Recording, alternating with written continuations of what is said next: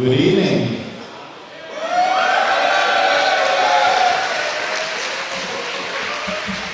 He's muted them. Oh, got Are it. you guys okay? That was kind of like silent. Are you guys okay? Okay, so hi, my name is Livestream, and I've been one of the tournament managers for this competition. Woo! Fantastic. I'm also the president for the Swedish HEMA Federation, and it is in that role that I'm standing here right now. We are about to go live in like 45 seconds, so I don't have that much time because I want to address just you. I'm super proud of all the camaraderie and fencing I've seen here today, and all the hard work from all the staff, from DHFS, and from everybody from all around the world who's pulling their weight for this. Fantastic.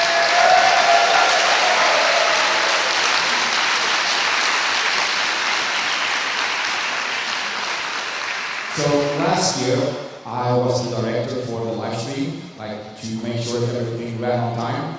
And I have a tendency to be a bit efficient, meaning that the live stream was a bit too tight, so they didn't really have time to make any commentaries because everything was so fast. So I will try to keep the pace a bit slower now, which means that there will be a couple of like 1 minute breaks in between, just so that the live stream people can get some commentary and some replays and stuff. And you guys can see that afterwards when it's published online. But just so that you know that there will be some like dead time, but that is for the commentary people to actually add some value to the stream. Is that okay? Yeah. Okay, I hope that you can create a very nice background now for this stream and that we get to see some fantastic fencing. So thank you all for being here and have a good night.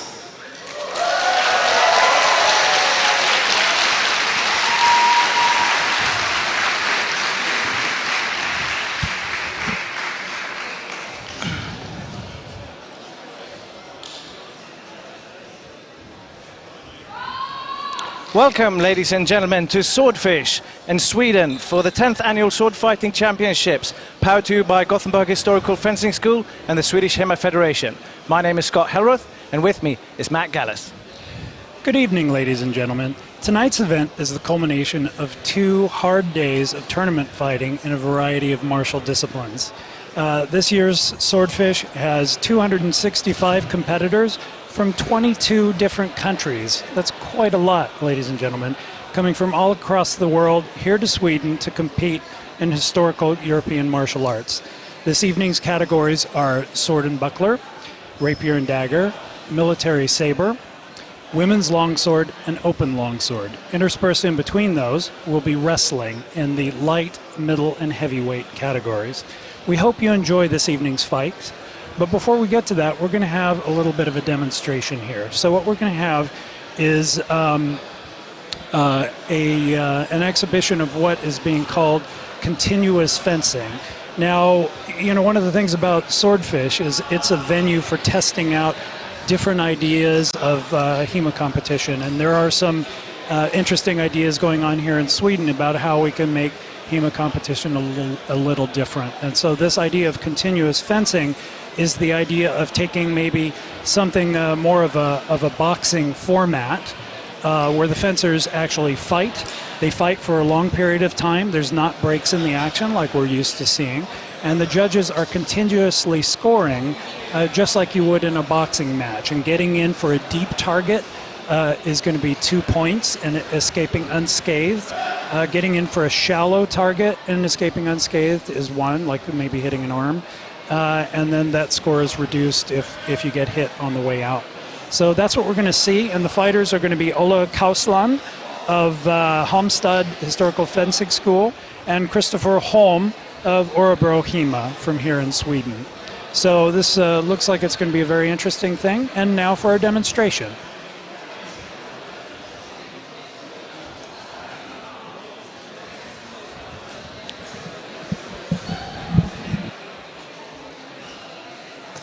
So, I'm back. We are live, by the way. The stream is running.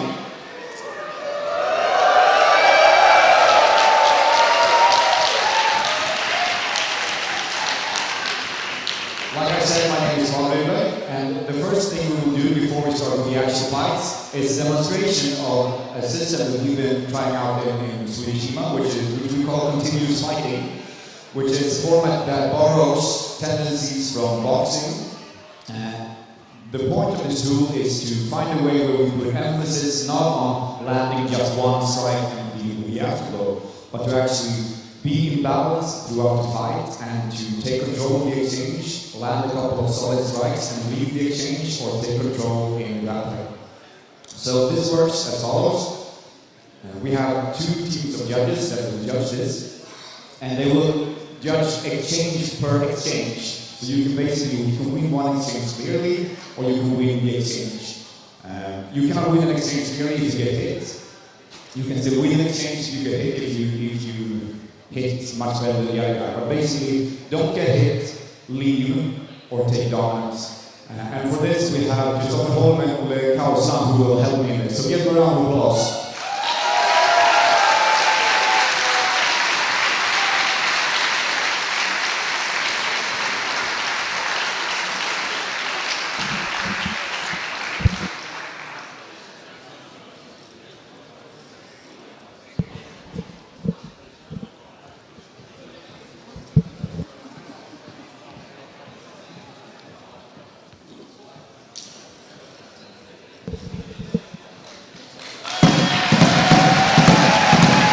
So our fencers enter the ring. Ola Kausland of Halmstad Historical Fencing School and Christopher Holm of Örebro HEMA. You see Christopher Holm there in picture in red, Ola Kausland in blue. And the referee is Britt Sukvist.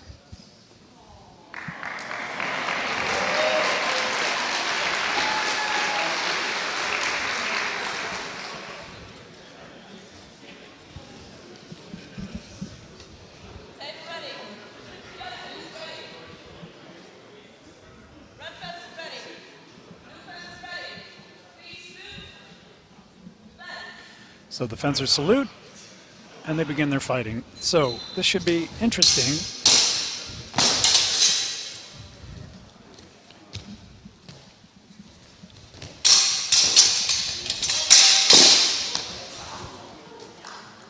A little more free-flowing than what you're used to seeing. You don't have the breaks in the action that we normally see. And bear in mind that off on the side there are judges who are taking notes, just like what you would have in a boxing match, and then you'll find the results at the end. There's something I really appreciate about this this type of fencing is that it doesn't cause disruptions in the bouts. In like normal tournament bouts, you always have this stop, start, stop, start. Sure, it's a little more naturalistic, yeah. And the fight unfolds presumably more like what you would see in an actual sword fight.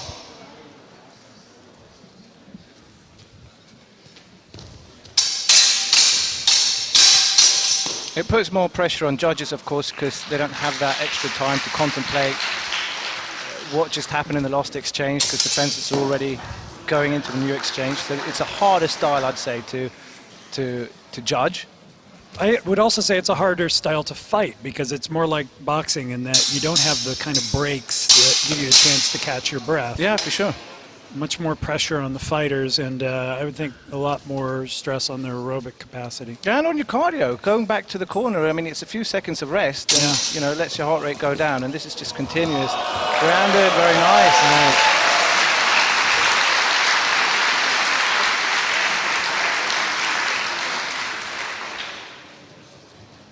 So this is 2 minutes of continuous fighting. All right. And I'm thinking that what a lot of people at home now are thinking is, what if it gets messy? What if you get two very bullish fences going in? But that's also why you have a ref. There's something that you see in boxing, for instance, that you have a ref that goes in and separates and re-engages the fences, as long as they can.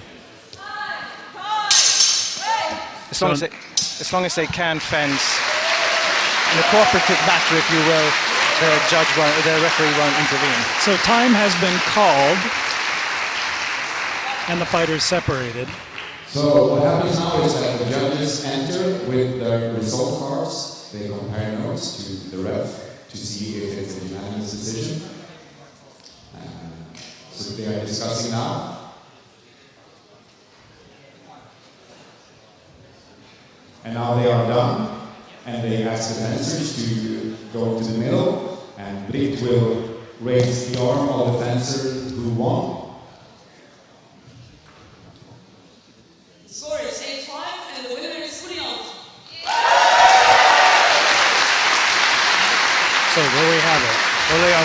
anyway. Well, thank you very much for a very nice display. I will now give the mic to Mr. Rob Runacres, who will be the speaker for this event. Come on, Rob.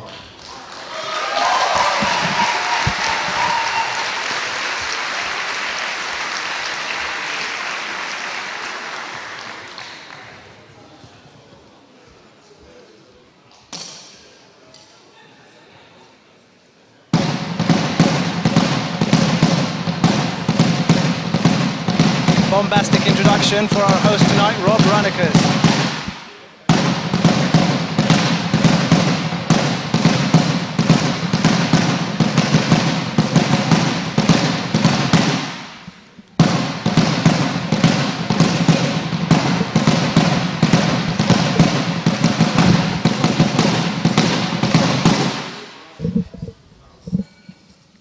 Our first fight for this evening is the third place sword and buckler.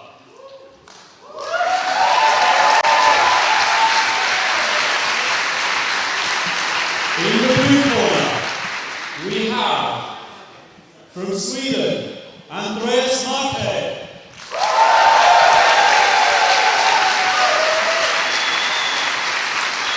And in the red corner, from Norway, we have Håvard Eitheim. All right, so our rules here are a blow to any kind of blow to the head, whether it be cut or thrust or a slice, is going to be 3 points, and likewise a thrust to the torso will also be 3 points. Any other target, whether it be cut or thrust, is going to be 2 points.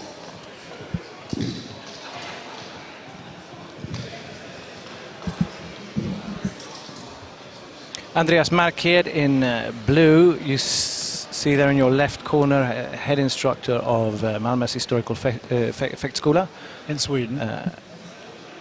Longsword fighter from the beginning. And Håvard Eidheim is from Stigman in Norway. That is actually a Swedish group based in Stockholm that has opened a branch in Norway.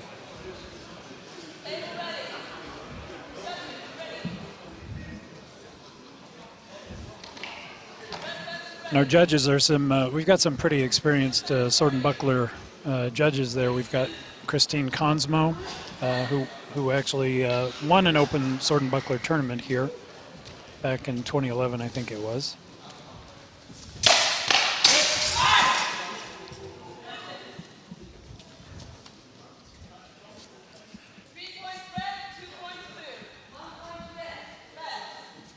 All right, so essentially it's a weighted afterblow system. So you have you had 3 points for one, 2 points for the other, and then the differential there results in 1 point for red.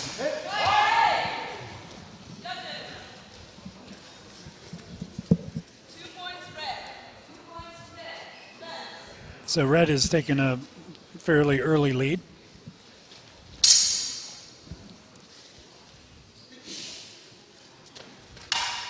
Parry with the buckler by Marquez. Strike low. Yeah. All right. Looked like it landed to the head. 3 points to Marquez. Håvard did not counter in time. He's fluid in his guards, Marquez.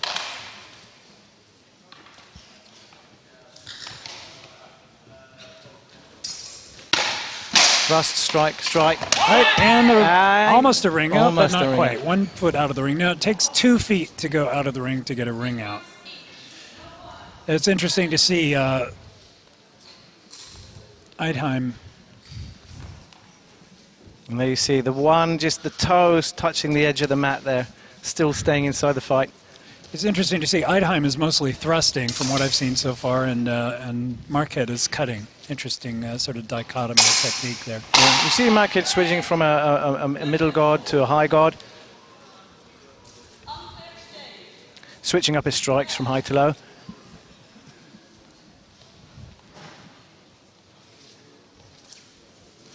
Significant height difference between the two. Also to point out that Marquette is a left-hander. Beautiful short thrust there by Horvath. Just poke that in the opening spot, right in the chest. Very nice indeed.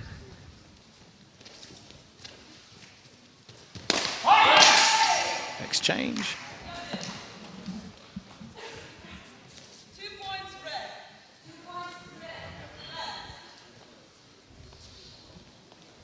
Horvath in a strong lead in the first round with 8 points to 3. Oh! Nightheim goes down, followed by a thrust. It looked like a slip, but not a push down. We'll see it here in the replay. Thrust, lost his balance, boom, Yep. right on the back. That is a bad position, ladies and gentlemen.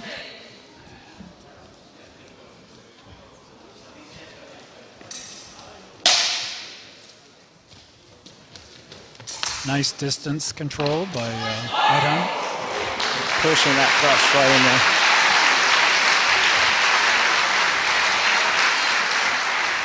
The score is evening out, though, a bit. So short break. See, that's where you see an intelligent fencer. They can be under with 5-6 points, and then in the beginning of the round, and then they start to figure out the opponent. And they start seeing patterns and systems, and then they adapt in the moment. And the higher level of a fencer you are, the quicker you can make that adaptation. So you see Mike here there, who was under like 8 points to 2 or something, and now he's pulled it up to 6 to 8. And that's also the benefit of this sort of weighted rule system, this weighted scoring, where you can go for a deep target and you can get a more valuable hit and even the score. Of course, it's easy to stay at distance and go for those easy targets, the shallow targets, striking at the arm in particular. But, going in, getting those deep targets, getting those higher scores, and getting out clean, that makes a difference. And all it takes is one of those in this kind of weighted scoring system. A hit to the head, cut to the head, thrust to the head, unanswered by the opponent will get you 3 points. And that evens out the score pretty quickly.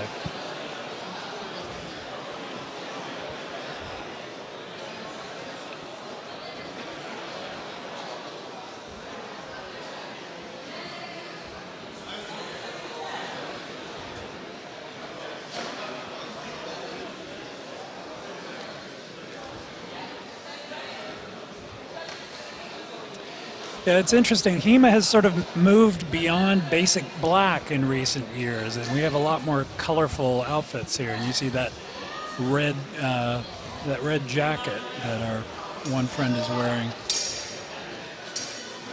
Yeah, I love these flamboyant styles that are appearing, and it gives fencers an identity you can exchange,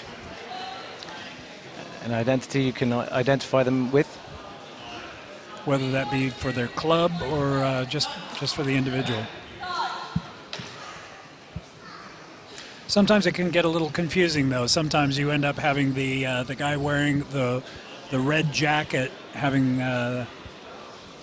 being blue, and then the guy wearing blue being red, which is sometimes a little terrible confusing. to judge. Yeah.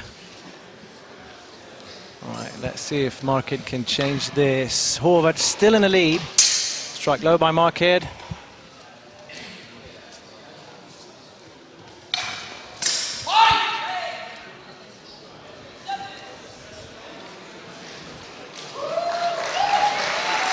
It's important to note also that judges, they won't call point for a light tap or a blow with no pressure behind it.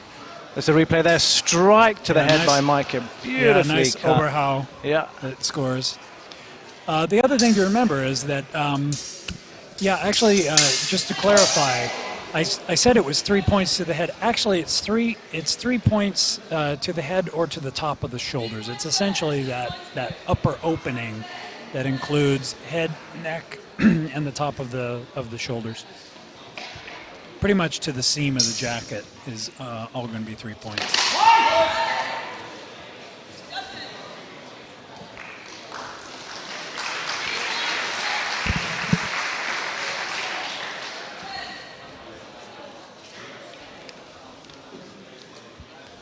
This is close with 1.5 minutes left in the second round. Yeah, it's quite close. Markhead was 10-12. significantly behind Horvath. It's almost caught up. 2 points to Horvath. That could, all it takes is, seriously, it takes one blow to bring it even, then we're in sudden death. Prepped for a thrust, but he's Markhead. Oh, thrust, then a cut. He switches beautifully from the middle guard to the high guard, and then But wonderful there you thrust. have it. It's Wonderful looks thrust like right that into the was- center. You see him strike high there. Strike to the head by yes. Horvath. Markhead goes down. 3 points to red. Horvath Eidheim from Norway. pulling ahead, and we're up to 18-10. With only 24 seconds to go, and pretty difficult to come back from that. Yeah, dramatical changes, you know. Markhead had caught up. Horvath had strong lead. Markhead caught up, and then Horvath again runs away with it. And then again, he hits 3 points with 4 seconds left. Last exchange. Oh, looked like a nice thrust from Horvath. Oh. Thrust there and beautiful parry by Markhead at the top of the And head. there we have it. It is 21-10. To 14. 21 to 12, sorry. Ladies and gentlemen, we have a bronze medalist for sword and buckler. It's Horvath Eidheim Of Norway. Stigma, Norway. Bronze prize winner. Sword and buckler. Swordfish 2017.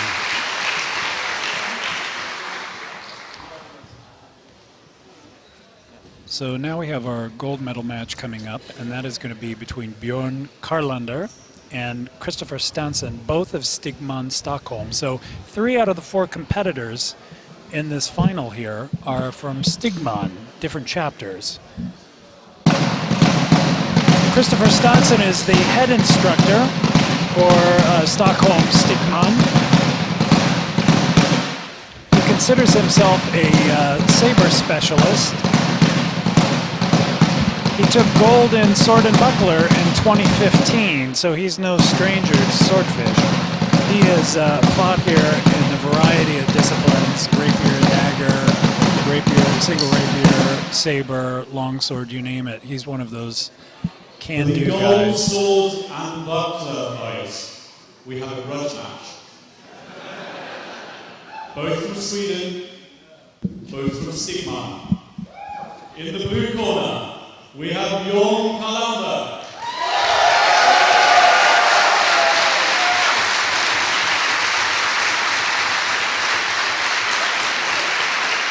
And in the red corner, we have Christopher Stenson. Christopher Stanton is somewhat of a legend up here in the north. You know, he's a tough, one of HEMA's tough guys. In 2015, he injured his foot, and he fought on through several different events. He won medals, and he won gold in sword and buckler with an injured broken foot. Yep. With a broken foot. And this is interesting how the Stockholm Stigmen were founded in Sabre, and you have 2 guys from the Sabre club fighting for gold in sword and buckler. So this is always interesting when you have one of these matches where you have 2 guys from the same club who know each other. They know each other's style. They've probably fought hundreds of times together. And so sometimes it gives you a very interesting bout because, you know, it's I know your game, you know mine, and the question is, can somebody do something different that breaks the pattern? She's dancing in red there, the seasoned veteran versus the up-and-comer Bjorn Karlander, who's had this fantastic rise the last year. So here we have instructor versus student. Yeah, initial cut by Stanson. Oh, nice void of the leg against the leg cut. So these guys pretty much know each other, and you didn't see this probing out part of the fight before. It's not necessary, No, because they know what's coming. They know what's coming, and they just go straight to the action.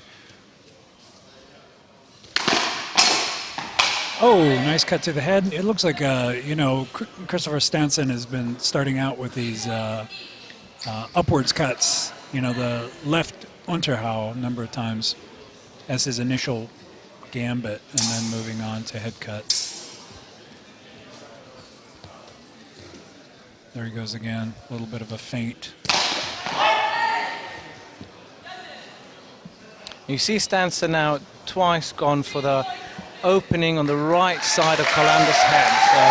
So it might be one of those open spots that Cole has that Stanson has noticed. Yeah, Low. nice void by Carlander of a strike at the leg.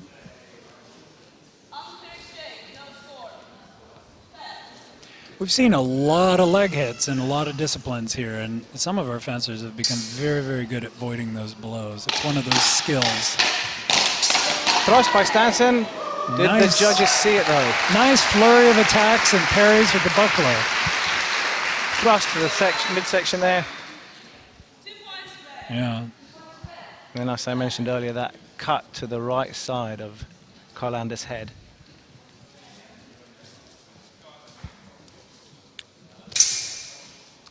Judges didn't see it though. Didn't get the points. thrust cut at low. the face. Yep, looked like that was a thrust at the face from Stenson. No points given. Yeah.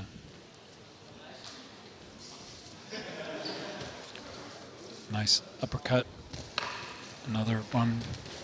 Ooh, nice void of the leg and a thrust to the midsection Nice. by Stanson. We'll see if the judges saw He just it. Yep, they placed- saw it. He placed the sword out there and let He ran onto Carlander it. impale Now, himself. so, yeah, exactly, running onto that sword. Now, that was 3 points. A thrust to the body, to the torso is 3 points. That's what he got there. Oh, nice. Oh, thrust to the Oh, leg. beautiful. Did you see that? Feint at the foot and then a thrust upward at the torso by Stanson. Thrust to the foot. It's landed actually. Parry and then thrust Yeah. to the body. It's beautiful.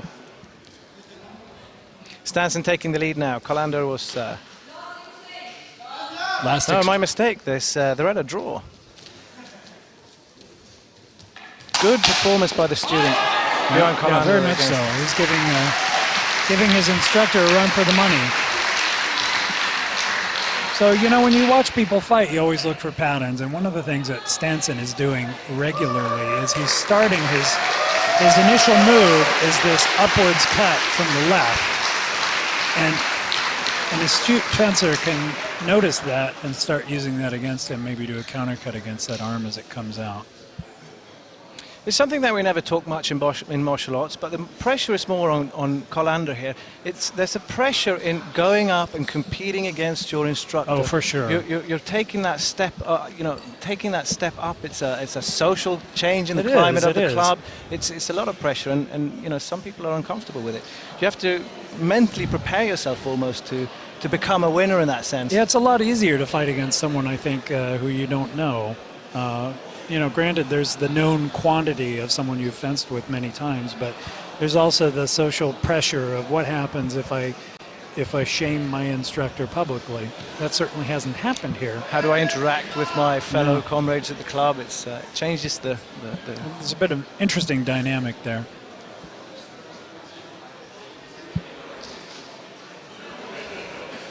But Stigman is known for having a very flat hierarchy. You ask them who their instructors are, they say nobody. Stanson will not say he's the instructor. He's just saying, I'm one of the guys, and we fight, and I just have more experience than the others. So it's not, although he really is the instructor, he doesn't really acknowledge himself as such. They're the cool kids in Swedish humor. It's what you call primus inter pares, the first among equals. Johan Lundby there in the corner of Stanson. The fighting priest, ordained as a priest and a sword and buckler specialist. Second round. Here we go. 3 minutes, 5-5. Again, We'll the see now. initial left Unterhau, upwards cut by Stanson to probe. We'll see now if Stanson starts pouring it on. This is Stanson likes that left Oberhau as well. Yeah, and you've seen him land that repeatedly to, to the right either side to the head or of to the shoulder for 3 points. Oh. Looked like a thrust to the face that was parried, and then or maybe not, and then a blow. See it there repeated.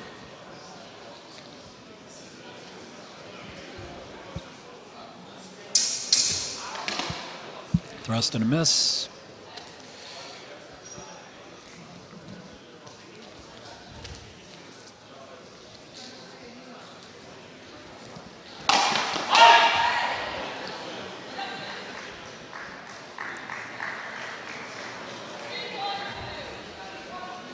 See again in the replay.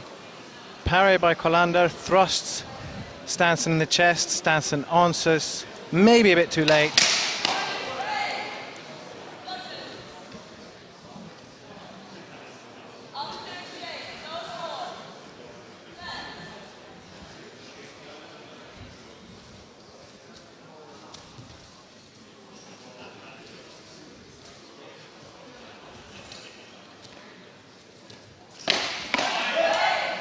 We've seen some beautiful thrusts in this bout, I feel. You know, these, yeah, really. There has been a lot of thrusting in both of these bouts.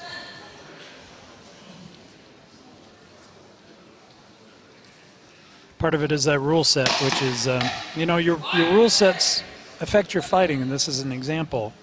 You know, a thrust to the torso is 3 points, so that's going to give you a style that's going to bring, you see, both of them in that replay there, thrusting for the torso because they know that's a big target and it yields big rewards.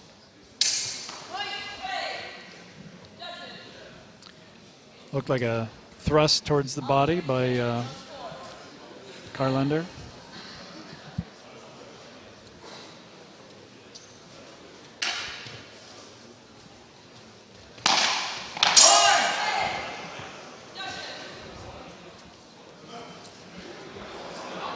It's like a thrust that landed, maybe a blow to the head by Carlander.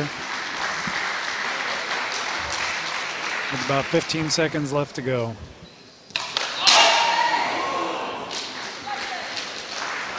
Looked like a thrust to the face by Stanson. Beautiful thrust. Right on the forehead. Oh.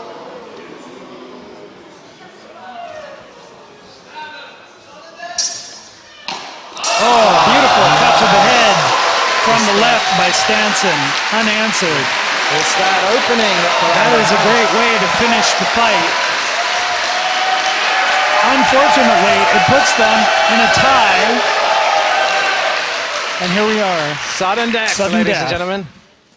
I'm super impressed by Colander. Oh, Two thrust. Two Parry thrusts. by Colander, thrust to the chest. Let's see what happened.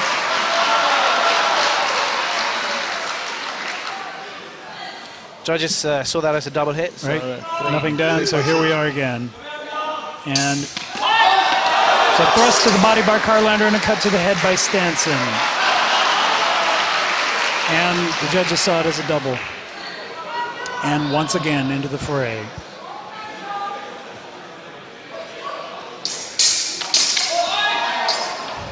Looked like a thrust there by Stanson, landed in the belly of Colander.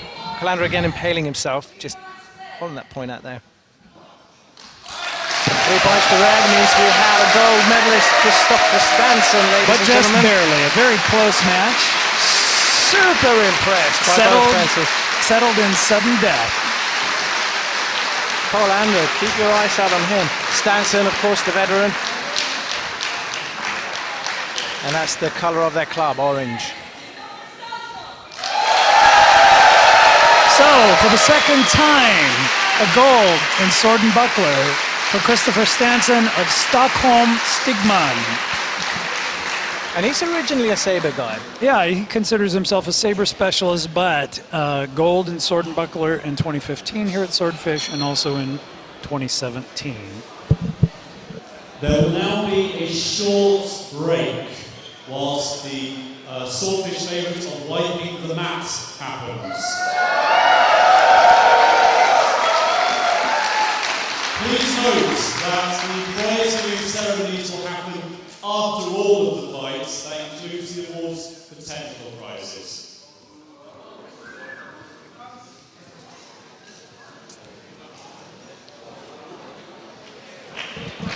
So it's a little bit of a break here. We need to talk about our sponsors. So, our sponsors for this event. Oh, okay.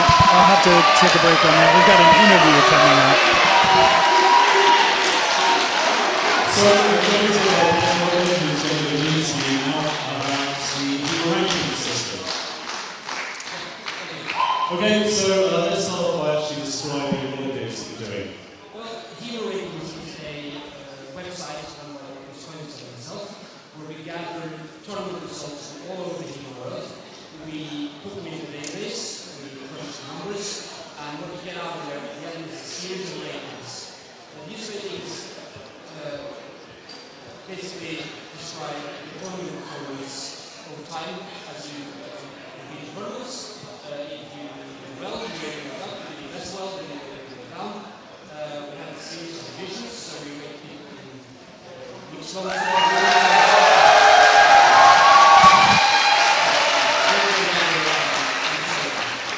So these are showing the best fighters in competition.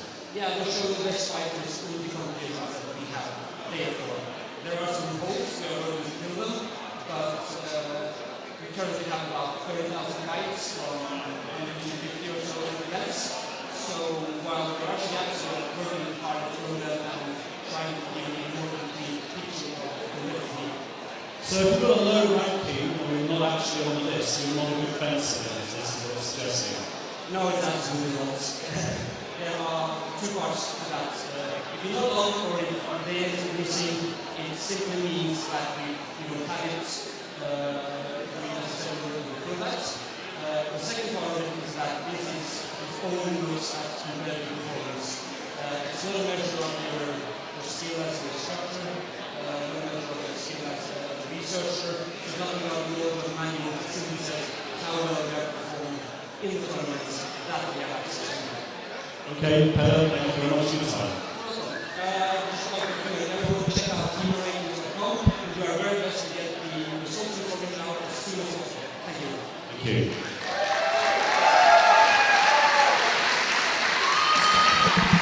Okay, so we're going to have a little word about our sponsors. So, quite a few sponsors this year. We have Regeni Armory from Hungary, very well known for the swords and figures that they produce. Tough break for our sponsors this year. We'll get back to them later, ladies and gentlemen. We're about to head into wrestling now, medieval wrestling known as ringing. And I'll quickly go over the rules after Rob Ronicus has introduced our fighters.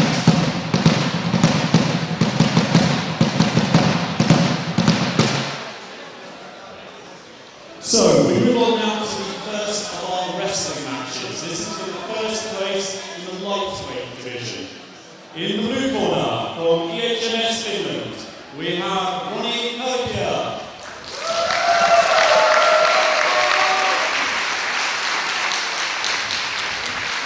And he's facing from Actor in France, Jordan Ferry. So this is basically the fighter that's thrown his or her opponent to the ground the most times during the bout is the winner. Submissions and chokes are not allowed, although they occur in historical sources. This tournament focuses on sweeps and throws, and the wrestling jacket is an essential part of the fight. And a clean throw is defined as grounding an opponent while still standing.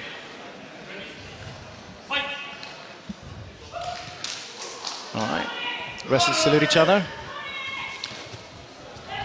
They go into a clinch, trying to set each other up for a sweep.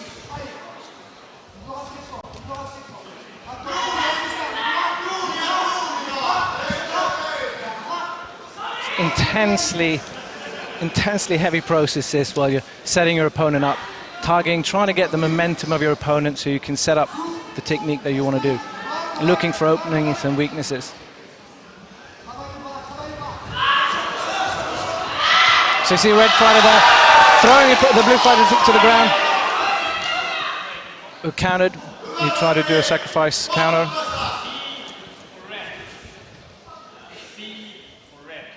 So the red fighter was Mr. Ferry from France. He was awarded 1 point, and that's for a throw that wasn't clean. A clean throw is that the opponent is grounded and you're still standing.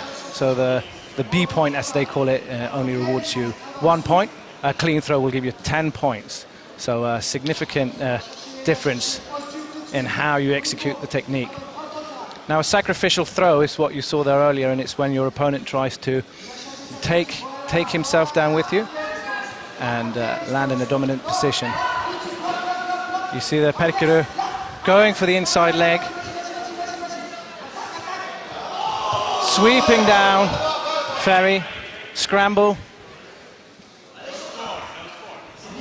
See that hook there, you sweep down, nobody lands in a dominant position. If you pin your opponent down in a dominant, controlling manner, it will reward you points.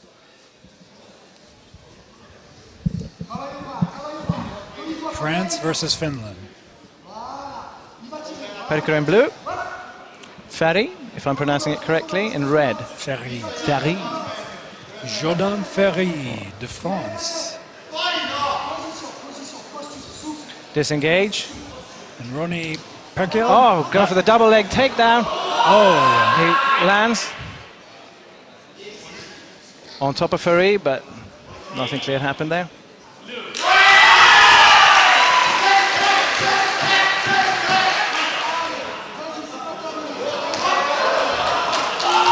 Oh, it was awarded a clean throw. 10 points to Perkele.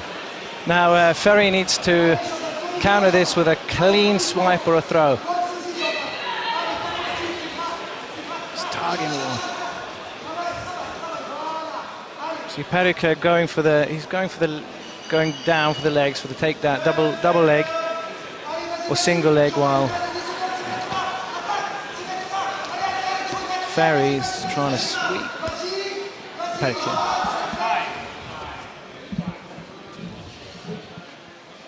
3 minutes. There's only 1 minute round, so it was the end of the bout. We have and this is for the gold in wrestling. We have a winner by 1 clean takedown. lightweight.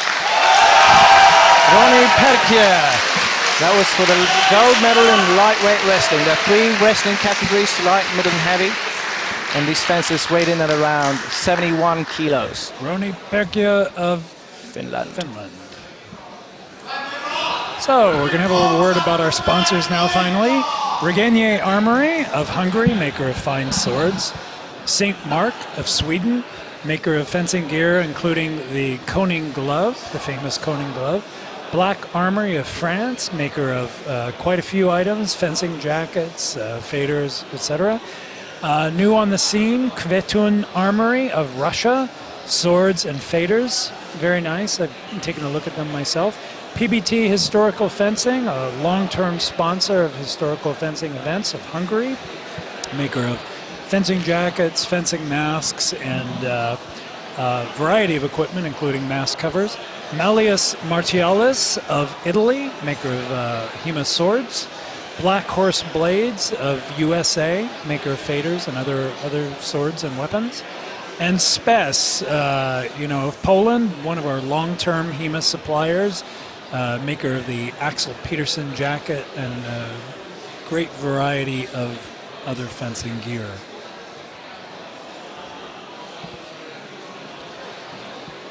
So we're having a little bit of a break here. And after the break, we're going to move into our next event. Now, we have had our sword and buckler. We've had our wrestling for lightweight wrestling. And then we're going to have rapier coming up. Now, for our third place match in rapier, we're going to have Dmitry Gibadulin of UKRF, Russia, who is also going to be fighting in Sabre as well. So he's fighting in 2 events this evening. And then he's going to be fighting against Victor Harder Hesel of KHFK, Denmark.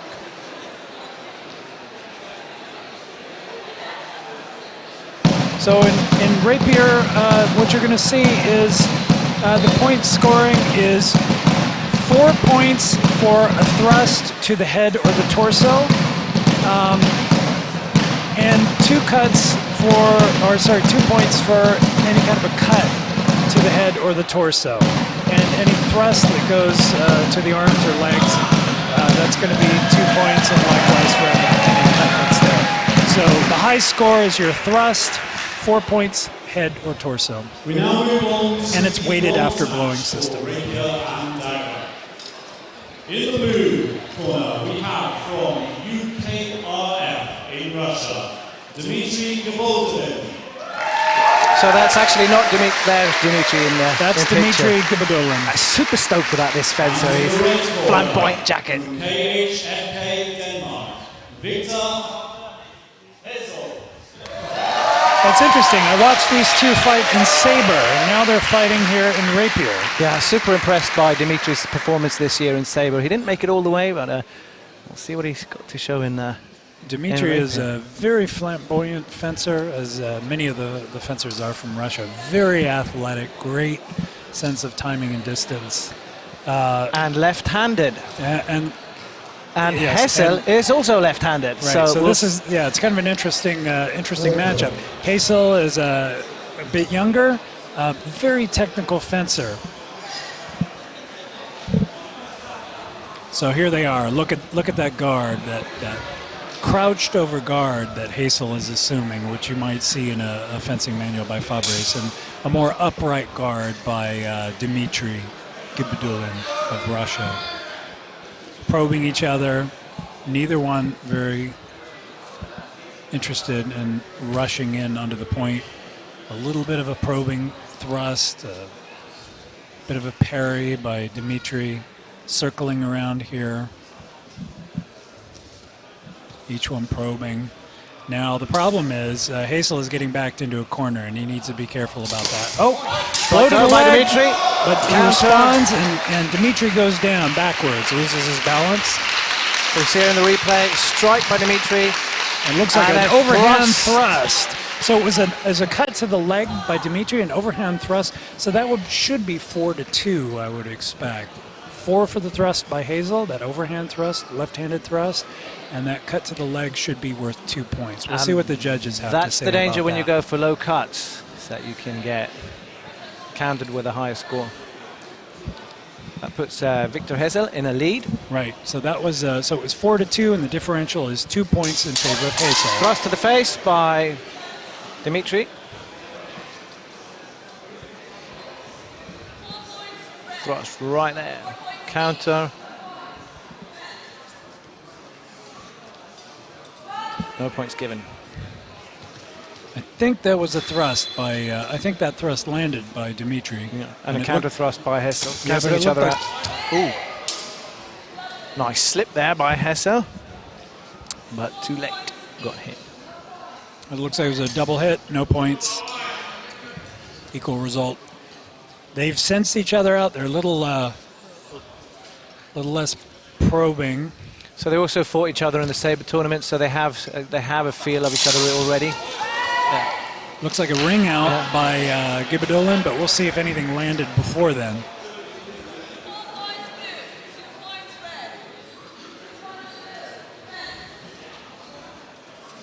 So we have a tied score here. Gibadulin taking the center of the ring. The square ring. Thrust by Gibadulin. It looked like it went. Hessel countered, but It looked like. No, and what you see there, the judges, they're acknowledging that Hessel landed, but they deemed it no quality. It wasn't a clean hit. So that gives 4 points to Mr. Gibadulin. Now the thing is, these Russian fencers are very linear and they're very explosive, and Hessel would do well to continue moving offline.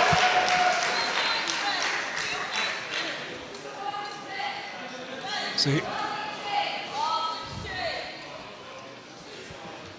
Lost exchange in the first round. That means that the exchange can continue after time. I'll let the fencers finish off the round. Hessel is the more passive fencer and seems to be mainly counter-cutting. Oh, beautiful thrust by Dmitry Gibadulin. Oh, wow. And then exiting to the right. It looked like that was unanswered to me. We'll see what the judges say. Yeah, they agree. So that will be 4 points for Dmitry Gibadulin. Clear thrust, slip past the blade. Absolutely beautiful. At the back door. So the problem here is what you've got is this very explosive Russian fencer, like so many of them are, moving in a very linear fashion. And Hazel needs to be moving offline. And there's Pim Terminiello. Frankly, he's the #1 rated rapier fencer currently. If you want a guy in your corner, it's Piermarco Terminiello. Who's also a lefty. And so giving him advice, hopefully he's telling him that he needs to be moving offline, getting outside of that bull's rush that Dmitry Gibadulin does both in rapier and in sabre. We'll see that move again, that explosiveness in a straight line. You're going to see that in sabre as well a little later on this evening.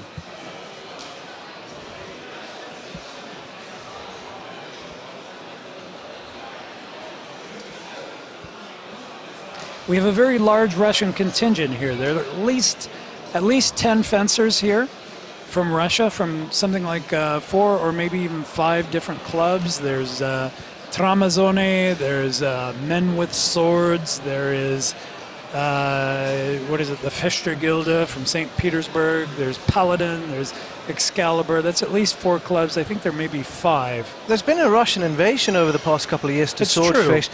But the thing is, every year, new guys come. Yeah, it's not the same people. So good. They're very athletic. High level. It makes you wonder who else is out there. Right? Yeah. Well, who is out there in Russia? Very interesting Russian scene. They're very athletic, very explosive, very unorthodox by HEMA standards.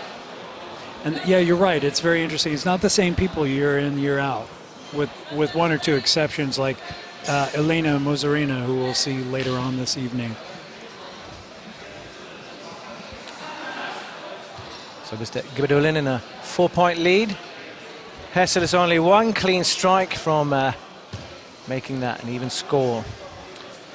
Both fences a bit more passive, filling each other out in the second round. So, as I've said so many times, if what you're doing doesn't work, you need to try doing something different. And the problem is Hazel is not doing anything different. And if this goes according to the way things normally work out, Gibadulin will win this match unless Hazel changes his game. We'll see if he does.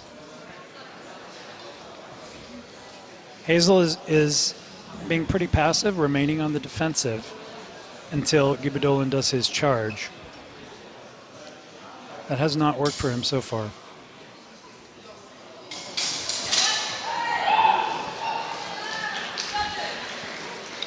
Exchange. Here we see it in the replay. Gibadulin flies in, Hessel slips, counter strikes, and he gets 4 points. We are even. Yeah, it looked like that thrust from Gibadulin actually passed, and while he was, once he missed the thrust. Well, it's slipping the bull, what you talked about. Yeah, it's true. It's true. But I think part of that was more, frankly, more luck, and it looked to me like Gibadulin actually just missed his target. That happens, even with a good rapier fencer. We'll see. 1.5 minutes you left. thrust and you miss.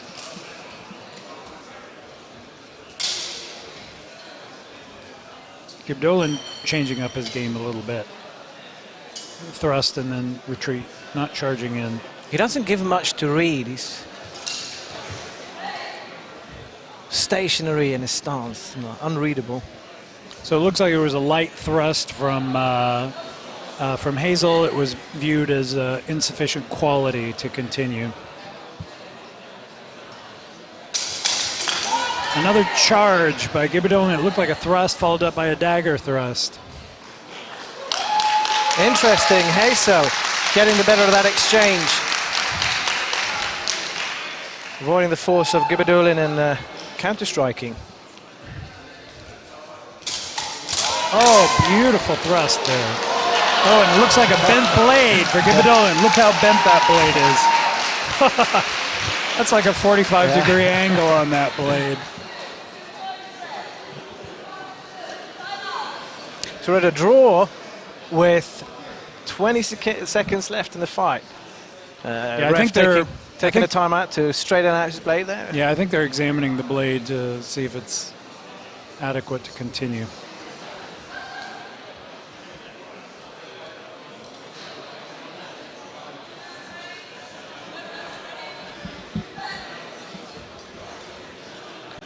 Once more into the breach. Tied score here, 10-10. Very even match so far. Gibadolin generally on the offensive. Hazel generally on the defensive. Gibadolin with his explosive rush. Sometimes he's getting it. Sometimes he's getting hit by the counter thrust. There we go. That looked like 2 thrusts that hit to me. I think the judges agree. Double hit. So, no So score. that's the basic pattern of the fight, is that you have Gibadolin charging in, Hessel countering, and in the second round started to refine those counters. Yeah. Nobody in the lead. Could go either way. Probing attacks by Gibadolin. We're at the end of time, so we're at sudden death. Whoever wins the next exchange wins bronze for Rapier. Here at Swordfish 2017. Oh, Strike low cut to the Gibadolin. leg. Right to the knee. Backhanded blow from the right. Goes high. Boom, Strikes. right to the kneecap. Unanswered by Hazel. And there it is.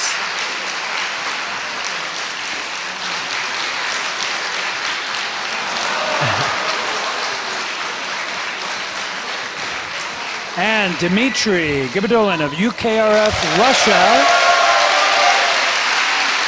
is the bronze medalist. Great performance this year by Mr. Gibadolin, and I hope we see him in all categories he fenced in. And I've got to say, man, I love his jacket. Yeah, it's quite nice. A little break from the standard HEMA black and the standard HEMA Axel Peterson jacket.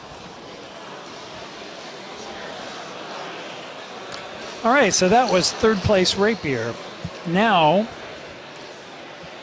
we'll go on to first place. But first, have another look at our sponsors.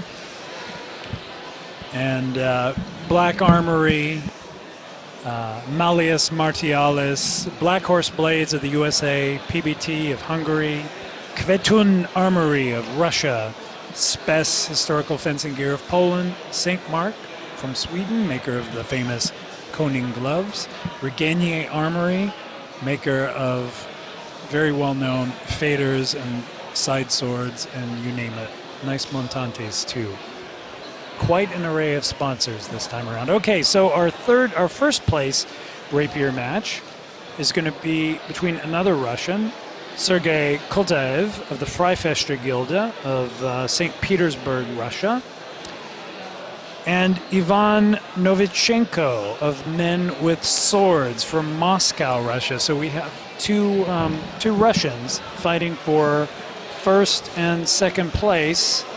Now, Novichenko is also fighting for first place in Longsword.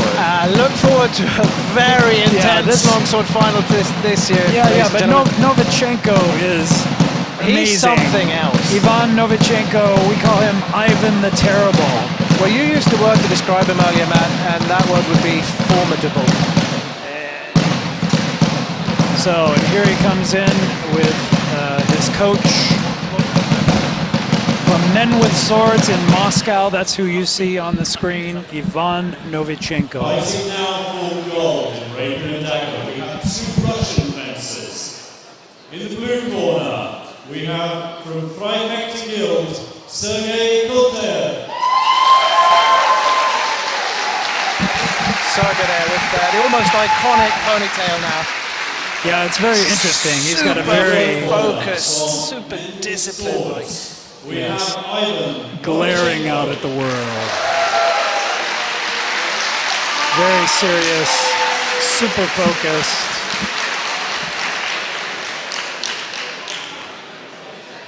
Master of distance and timing. He plays a long distance game, but he can switch up to a close distance game too if necessary. What impressed me about him was his ability to read quickly. It will take guys at least 3 exchanges to start reading the opponent. He'll read you in 1 exchange. Immediately, and then he will change his game. He will change his game immediately into something effective. How do you beat this guy? Yeah, so far we've seen him take down people like, in Longsword, he took down T-School, he took down Mark Wilkie, yes. 9 points to 2. You don't do that to T-School. Okay, here we go.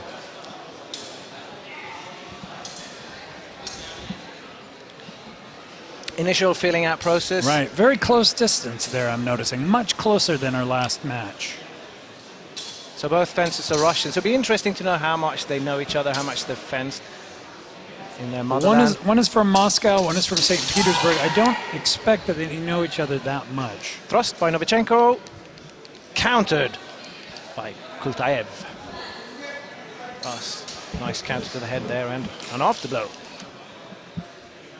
Right, so remember, the thrusts are 4 points, the cuts are 2. Well, the thrust to the head and the torso are Right. 4 points. If you thrust to the leg or the arms, it will This only is give you 2 true. points.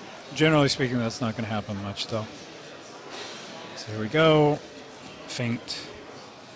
Sensing the distance. Flurry of action. Looks like a double hit. See what the judges say. Yeah, judges agree. Closing into distance. Cut to the leg. Looks like a cut to the leg by Novichenko.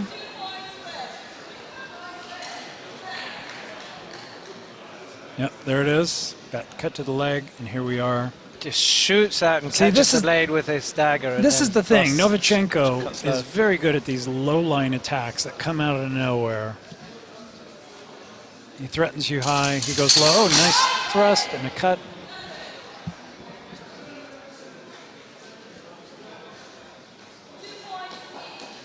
Two points each, equal exchange, nothing done.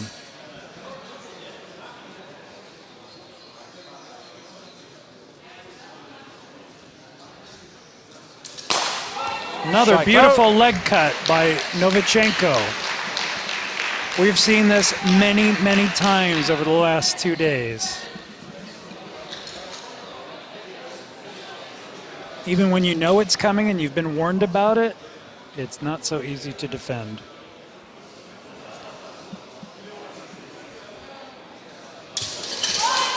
Beautiful thrust there by Sergei Kultaev.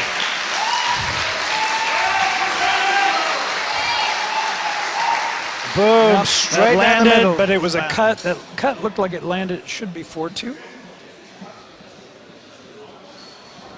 Oh, it's a thrust. Huh? Gave him 4 points. good. Nothing for Novichenko. So now it's a tied score, and we'll see what happens after this last exchange. 2 point differential in favor of Novichenko. Lost exchange in the first round. Here for gold. Ah, Dagger. and here we have another leg cut by Novichenko, but Kultaev wised up and voided the blow. There we go again, another attempt. Cut low by Novichenko, countered with a thrust. But judges saw this too late. 2 points to Novichenko, which gives him a significant lead here at the end of the first round. Now, it will be interesting to see what happens in round number 2. Pressures on Kultaev. There you see Mr. Novichenko. Picture, Kultaev there in picture.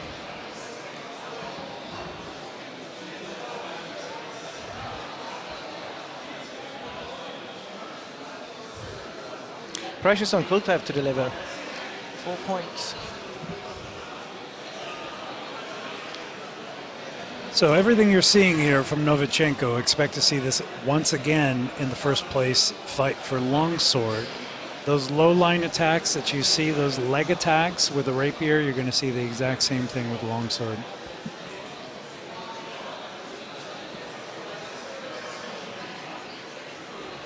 You'll see Novichenko facing the infamous Denis Junkless later on tonight.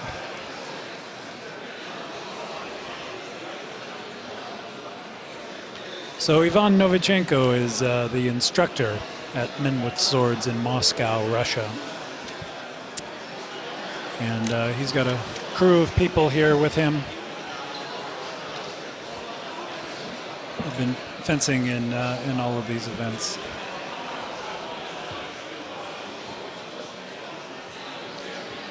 Over in the corner, you can see Novichenko with his coach going through some drills. keep him warmed up. And here we are ready to move into round 2, the first place rapier bout, Swordfish 2017. Ivan Novichenko moving in with a sizable lead, 8-4, but all it takes is one thrust by Koltev, worth 4 points to bring that back to even. A little bit of a height difference, not much. Koltev needs to be aware of that cut to the leg that keeps scoring for Novichenko.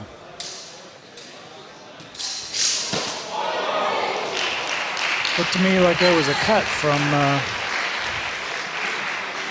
Koltev that landed. I think that was a cut to the head, 2 points. 6-8. Change of tactic by Koltev. Good move. A little more aggressive. And he tries his own trick against him. Cut at the leg, didn't quite meet with any success. Koltev realizes he needs to pour on the pressure. There he goes. Oh, wow. And here it is. Dagger thrust, it looked like to me. Thrust and then a dagger thrust. We'll see what they saw. Coming in, Novichenko relaxing, and then there it is, and there goes the dagger thrust. Which one landed? And then a cut at the end. Beautiful exchange. The timing was perfect there by Novichenko, by Koltev, sorry. Just as Novichenko was going out of distance, relaxing, and just bounced in.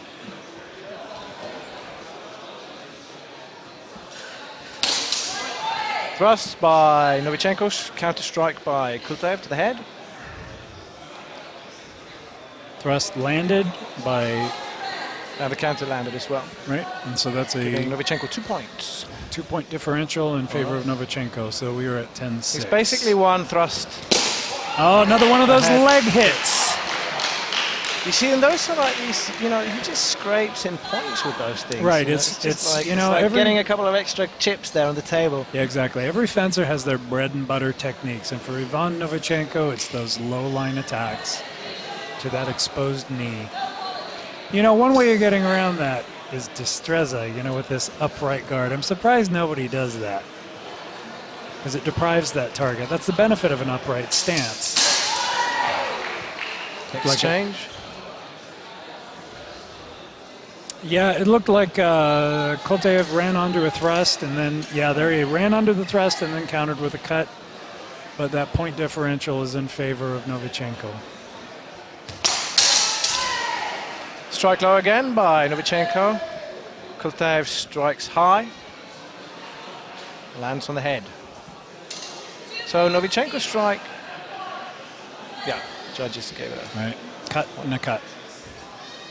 No points given. Lost exchange in the second round. Novichenko essentially the winner, being ahead with 6 points.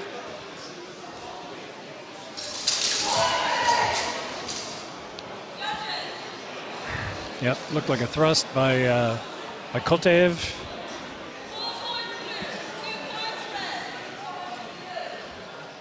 And a cut by Novichenko. So we have 12-8.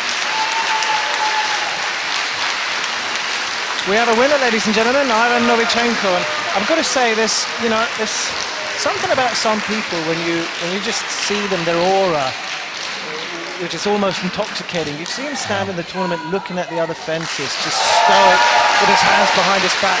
Just see that he is utterly dedicated to this one art form, nothing else.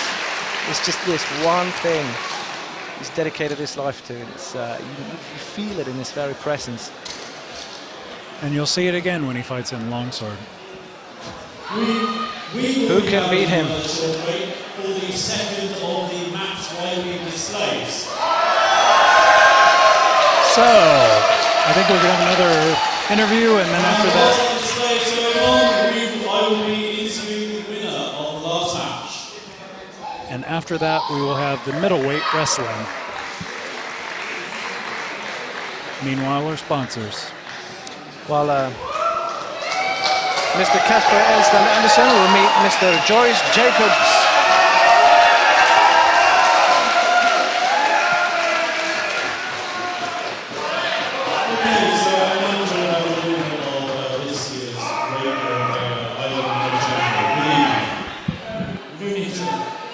Okay, so you've had a very busy weekend during this final, you also in the Longsword as well. How are you feeling about that?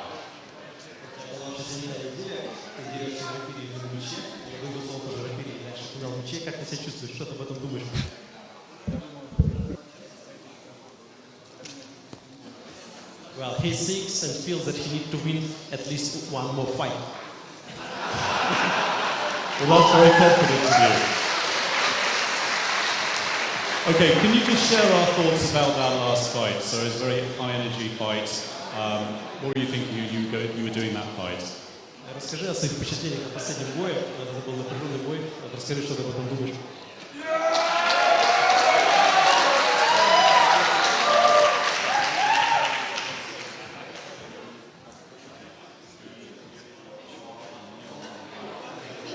I know Sergey Kultaev for many years. I respect him very much as a fencer, as a man, and as a teacher. He is an example for me.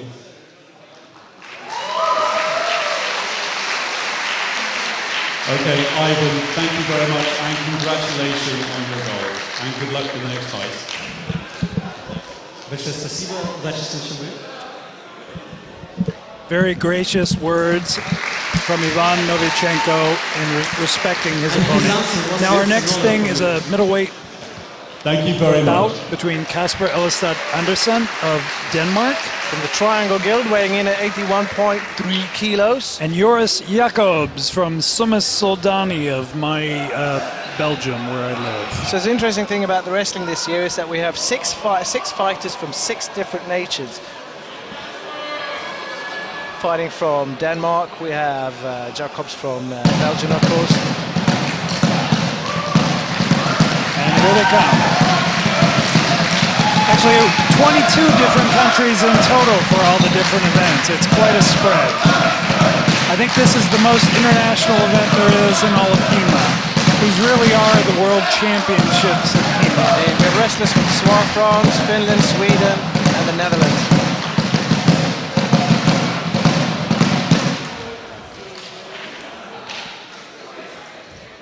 So we're now moving on to the middleweight wrestling. I'm going to announce the competitors, but we've had some feedback about the wrestling in that some people would like to understand the scoring a bit more. So I'll introduce, and then very kindly Nicholas Marby has volunteered to explain to us all. So, the first place in the middleweight wrestling. In the blue corner, we have from the Triangle Sword Guild in Denmark, Casper Andersen.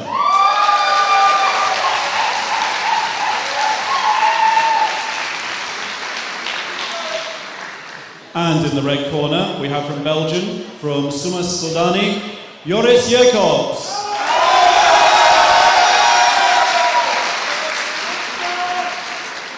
So in the ring tournament, you score by throwing your opponent to the ground.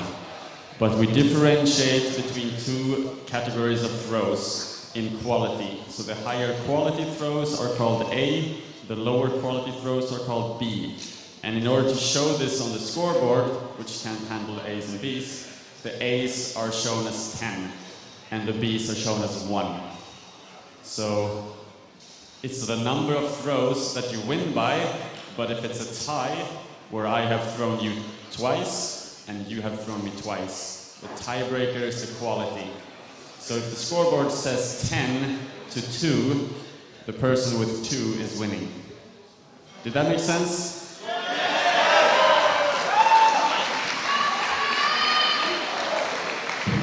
So essentially what he was saying is that you want clean throws in this bout. The wrestlers shake hands with the judge. Mr. Casper Elstad Andersen in blue and Mr. Joris Jacobs in red. And the judge is Nicholas Marby, who's the president of the Swedish HEMA Federation. The Swedish HEMA Federation. And bronze medalist, I think, from last year's experienced lightweight wrestler wrestling. himself.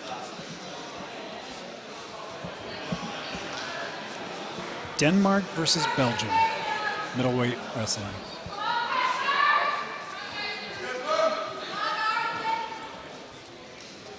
Jacobi is trying for a sweep, countered by by Elistad Andersen.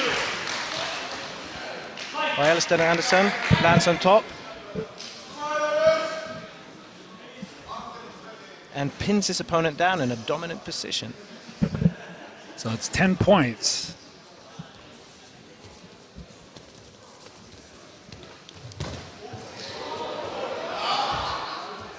Exchange. Sweep. Oh, and now we have the reversal.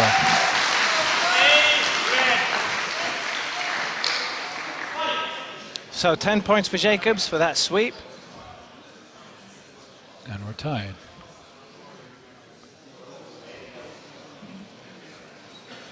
Essentially the same outcome as the first.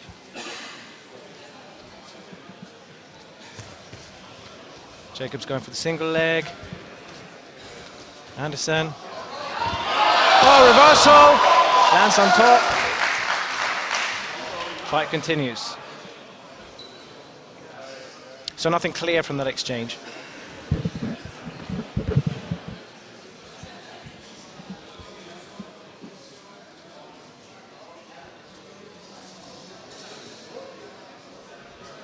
So yeah, the wrestlers are charging Joth jackets. That's the medieval form of the gi, if you will, a wrestling jacket. And you use that to steer your opponent into the position that you want them in, to set up your sweep or your takedown.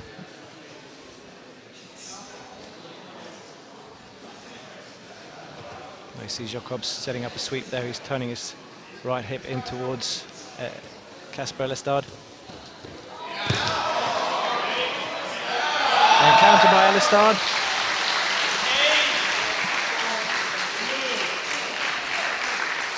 Nice counter, rolls round, gets Jacobs in a dominant position and gets 20 points. Impressive. Jacobs is high level, I think, with a judo background.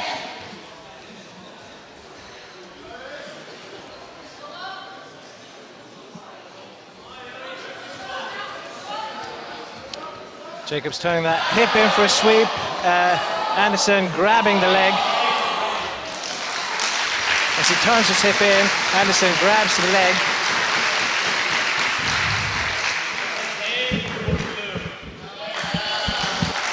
Earning Andersen 10 points, I believe. That's the end of the fight. Clear victory by Mr. Kasper Elistad Andersen and an impressive performance. Ladies and gentlemen, we have a middleweight champion. From Denmark, Kasper Elistad Andersen. The score of 10-30.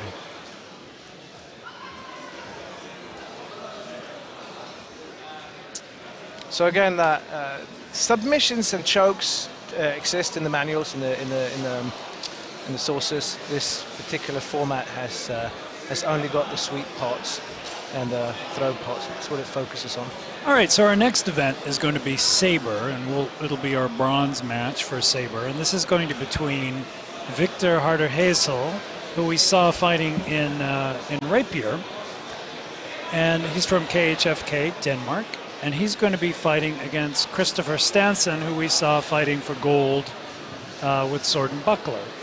So Christopher Stenson, head instructor from Stockholm Stigmans in Sweden.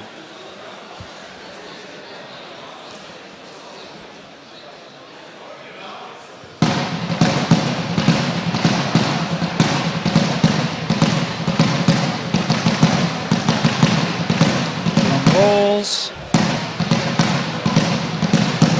Fencers entered. Stanson going to his corner with Johan Lundby, the fighting priest, as his coach.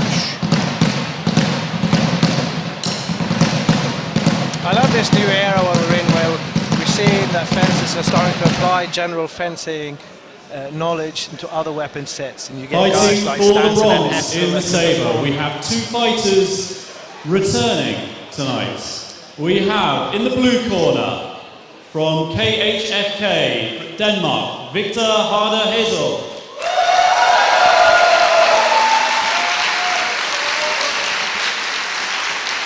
And in the red corner, from Stockholm Stigman, Christopher Stenson.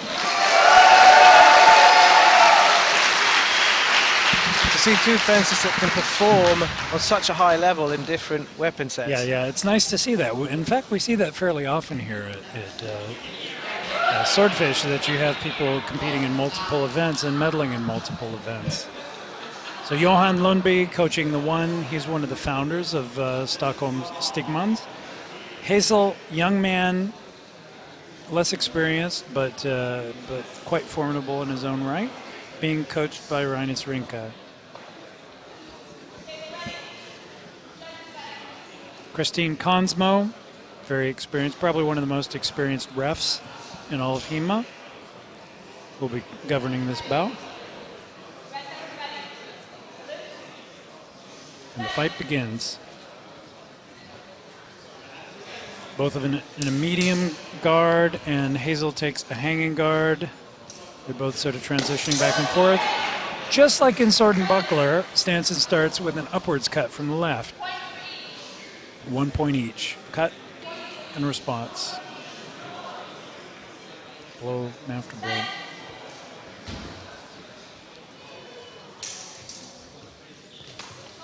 Upwards cut by Hazel, scores on the arm, it looks to me, of Stanson for 2 points. Or sorry, not 2 points, 1 point. This is one thing about the Sabre competition I neglected to mention, is that another, as Swordfish experiments with the rule sets, all points, all cuts and thrusts are 1 point in this system, but there is an afterblow. Cut, strike to the midsection by Hesso. And an afterblow by Stanson. It looked like they both land. That's 1-1, no differential. And we're still back to that 1 point lead by Hazel, who got that upwards cut. Thrust and a parry. Cut to the leg and an afterblow by Hazel. That should cancel each other out. Yep.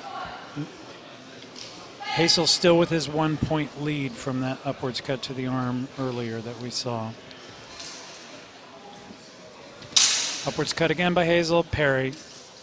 Thrust, strike on the outside. And cut by Hazel. See, that's an opening on Stanton. As Hazel is a left-handed fencer. It's hard for Stanton to parry. It's harder for him to parry on the right. It's a natural movement to go into your left with your sword. It's harder to go out to the right. It's an advantage for a left-handed fencer. Stanton generally fighting from medium guard. Hazel generally fighting from a hanging guard. Cut. Strike to the midsection by Hazel. Cut to the leg by tries Stanton. to counter with a cut to the leg. Hazel slips it, I think. No, actually, I think they both got hit, so nothing was done. See the replay here. Strike low by Hazel. Oh, nice bow. Cut to the midsection, followed by an afterblow to the midsection. That will be 1-1, nothing done. Cut and counter.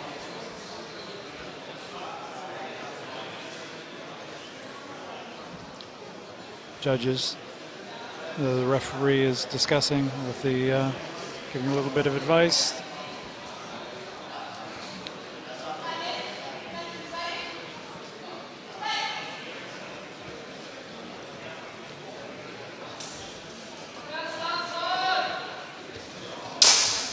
Oh, cut by Hazel. Looked like it was unanswered by Stanson.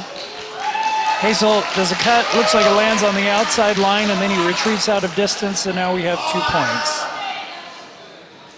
Out of range of Stanson's afterblow.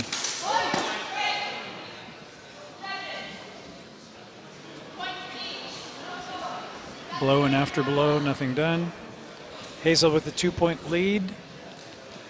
Not insurmountable.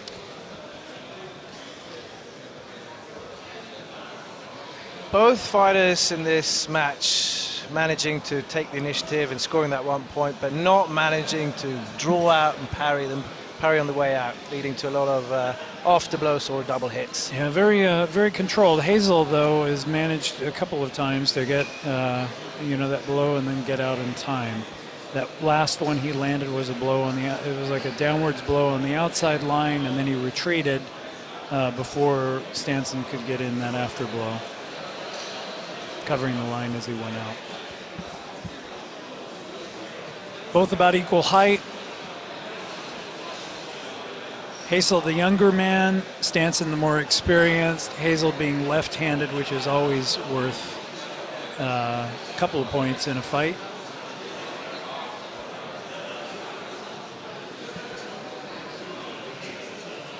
This is the step up for Hazel. He's done his time in the trenches. He's done a lot of tournament time. And we're now seeing him sort of mature into the upper echelons. It's true. You'll see that. You'll see people who come to Swordfish and other events, and they'll never make it out of the pools, and they'll fight, and they'll be discouraged, and then something will click, and then all of a sudden they're in the upper echelon. And Hazel's time has come. Yeah, Hazel. He's been very active in the league, in the Nordic League, and he's always been feared, but this year it's a new level, picking out tough guys.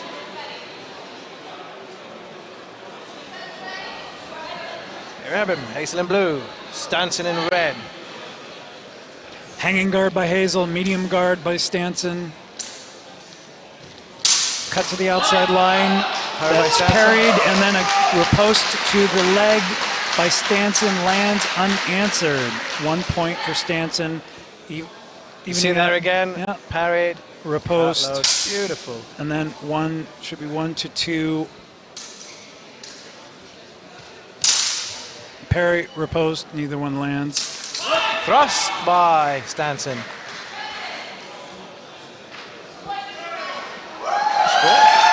So now we're at an even score there.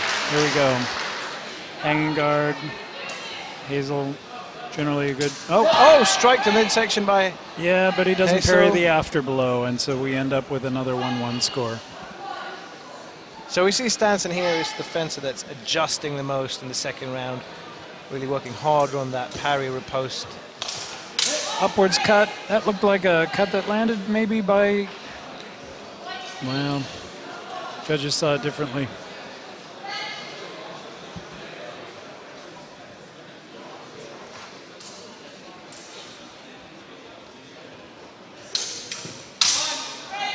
Cut and a parry by Hazel. I thought I saw it landed. The judges didn't.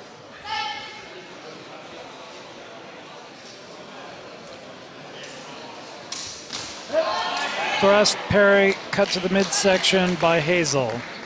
We see it here again in the replay. Thrust by Stanton. Yeah, parry. Hazel slips, cuts right in the gut. Strike again by Hazel. Yeah. But the after blow lands by Stanson. Strike, there's Stanson. And you see Hazel going in, attacking and trying those slips, but it's hard to slip from a guy like Stanton. It's just almost not the... Well, he's quite long, but he's just... Somehow he has these magic arms that can just reach further than you think is possible. And he has a lot of power. He's a tall guy, but he's stocky, and he's... Hazel maybe has a little slight height difference, but Stanson's got bulk and power. Blow to the leg, answered by a blow to the head. Hazel with a 2-point lead. Bit of an equipment failure there by Hazel, so of course timeout. So Hazel are landing his initial blows, but it's just that drawing, slipping out of distance afterwards, which is so hard against a guy like Stanson. And Stanson has this miraculous ability to just reach people. He sets up his thrust so well. You think he's, Yeah, but the thing is about Hazel is that good parry, solid parry riposte that's serving him in good stead. And he's often pretty good about covering the afterball. Cut. Moved out of distance. Cut, parry. Tried to avoid the blow, but got hit on the leg on the way out, I think.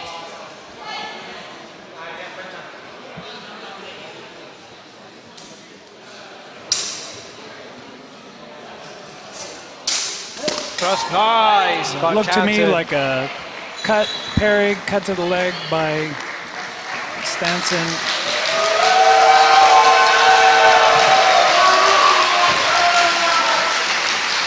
But here we have it, 3-5. Ladies and gentlemen, we have a Sabre winner, Mr. Victor Harder Hesse. I think it was well earned too. It was a tough fight, but overall, he pulled ahead. It wasn't an easy ride against a guy like Christopher Stanson. You No, see how not at happy all. he is there. That is an achievement. Beating a guy like Stanson is an achievement. It is. Do we know how old Hazel is? He's a young man. I think he's something like maybe 22. Ladies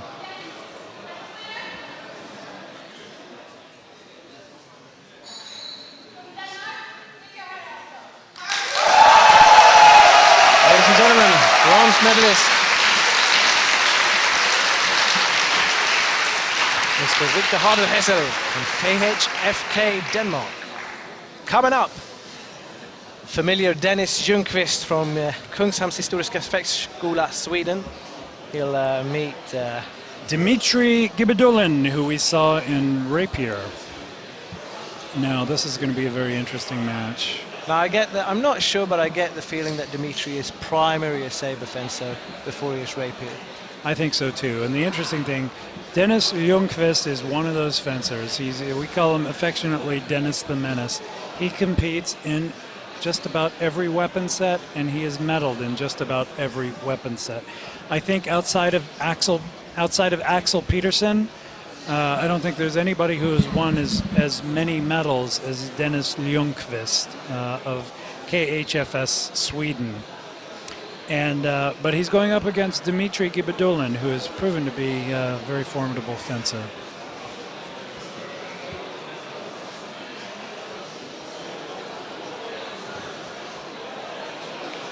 Very explosive fencer, very linear, very explosive, very hard hitting,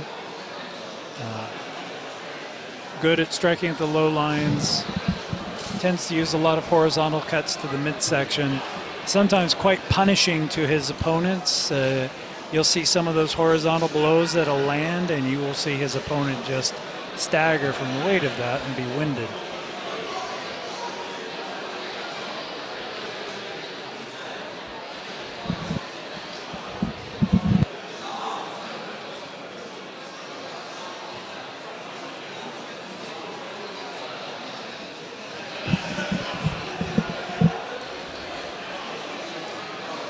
Right, so I guess we got a little bit of dead time until these folks show up, but so I would say, generally speaking, that the fencing has been quite good in all categories. You can see the fencing gradually leveling up year by year.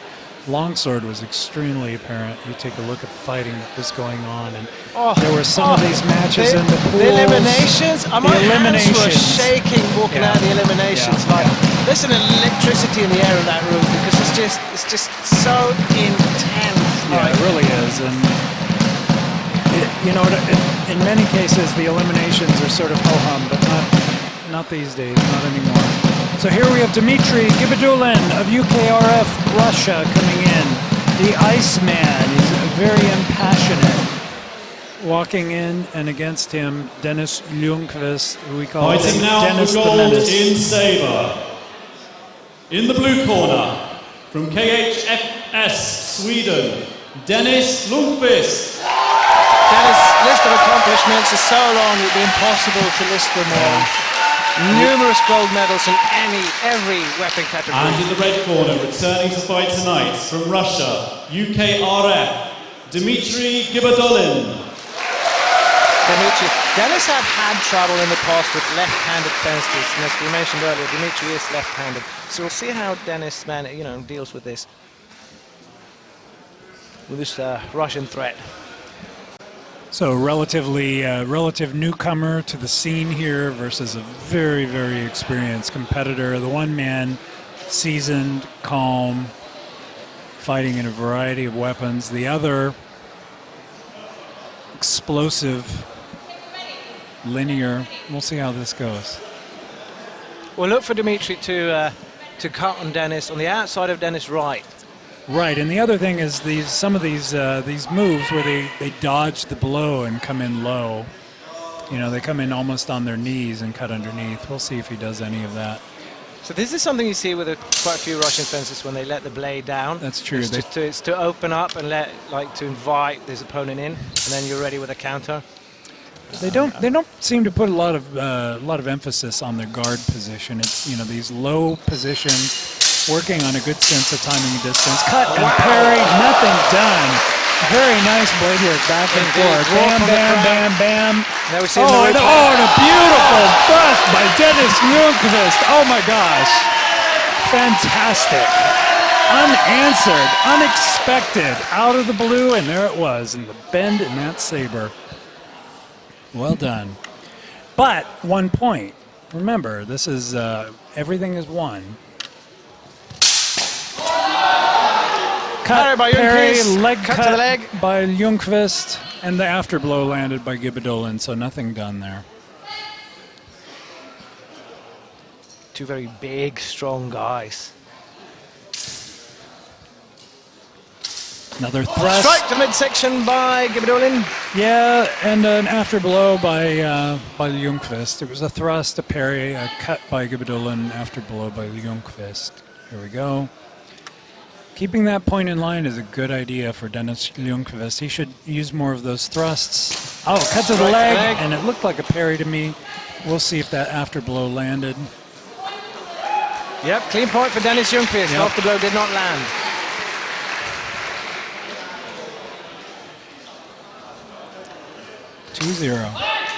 Now, clean blow on the outside line to the arm by Gibadolin, evening out the score a little bit. Replay. Yep. It looked like a cut to the chest, actually. It wasn't on the outside. Was it? Looking at the replay. Okay.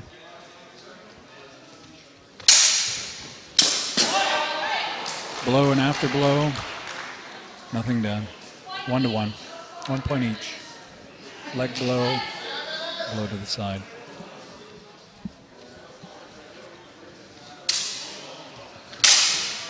Ooh, nice Swing void and a miss. by, yeah, but a nice void by from a leg cut by Junkless. Closing in, Bouncing up. a little bit grab of the hand by Junkless, cut to the leg.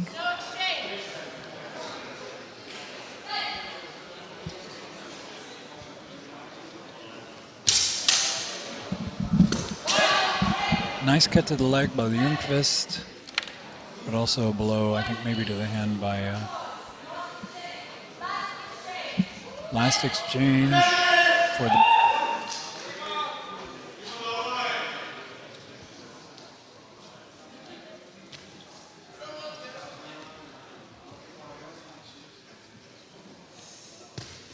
Feint. No effect on the icy nerves of Denis Junkless. Feinted the leg. Void.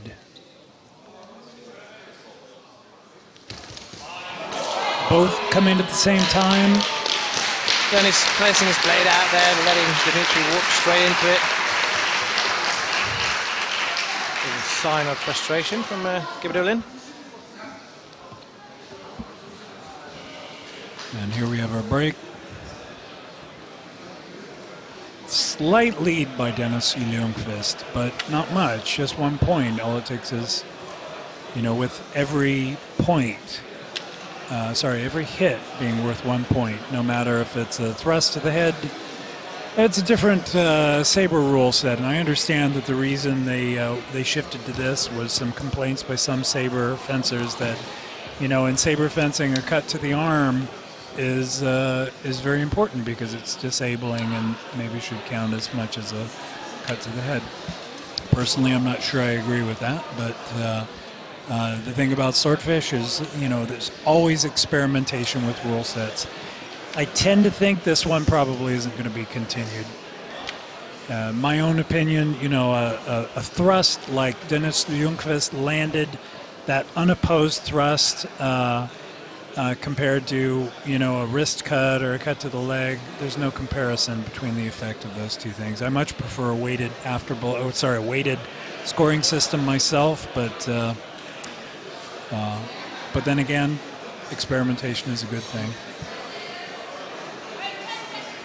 And mixing up the rule sets is also a good thing. So keeps the fighters on their toes, keeps them adapting to the rules, keeps things from becoming too solidified. Round 2. Will Russia take gold? Flourish by Gibadolin. Low guard by Gibadolin. Medium guard by Junkless. Probing cut by Gibadolin. Looked like a cut and an afterblow.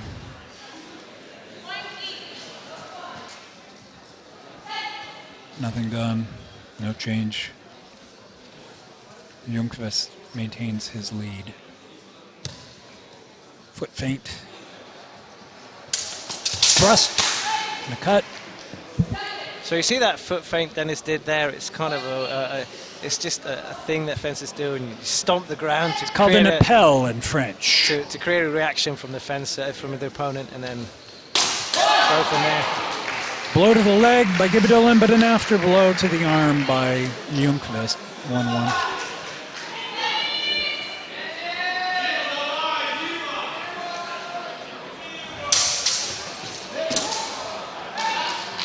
Denis pushing his opponent off him. 1 score each. No clear dominant fencer in this bout. Very evenly matched. And this is what you often see, you know, in these finals bouts. Cross by Junkless.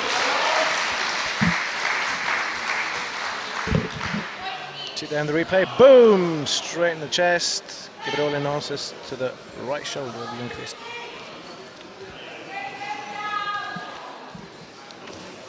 Gibadolin stuck to that open guard the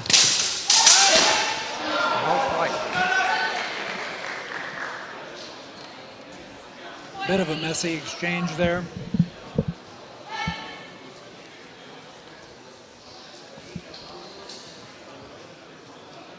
We have our same pattern with a low guard and a medium guard by Junkless. Cut to the midsection by Gibadolin, after blow to the head by Junkless. That's what I saw at any rate. Judges saw it differently. 1 point for Gibadolin, putting them in a draw with Cut and a miss about by 30 seconds Gibadolin. left in the second round. Could go to either one at this point in time. Strike to the head by Gibadolin. Beautiful. Did Denis answer? But it was an afterblow by Junkless. Beautiful strike. We see it here in the replay. Boom! Straight in the head. Denis answers. You got to be quick to get out of there.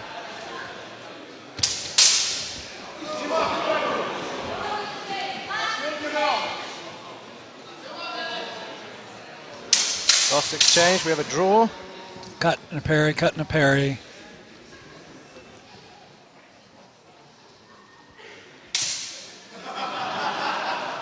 And it's got to be clean, because you can't go for a higher target. Somebody needs a clean hit.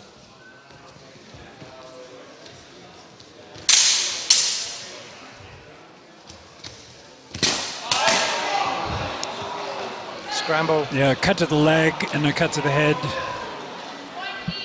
1 point each, nothing done. We are in sudden death.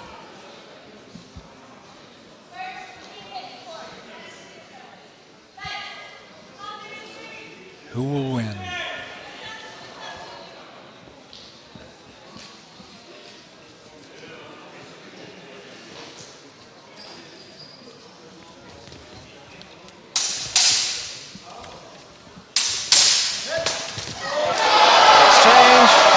Looked like I thought saw cuts from both sides. Yeah. Right. Judges deem it like that. No score given. Interesting to see there in the sudden death, both fences calmed down and started.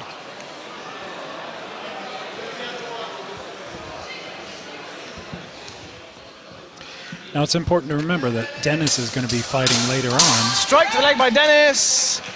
Gibadolin answers. After blow. Grueling match for Denis Junkless, who is going to have to fight in first place Longsword later on today. We'll see if this It's going to affects be a long us. night against the Russians for Denis. He's meaning. Yeah, he's the last line of defense.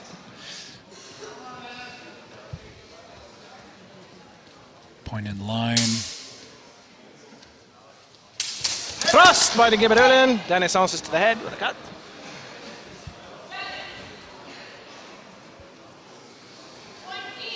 One point each. Stalemate between Sweden and Russia.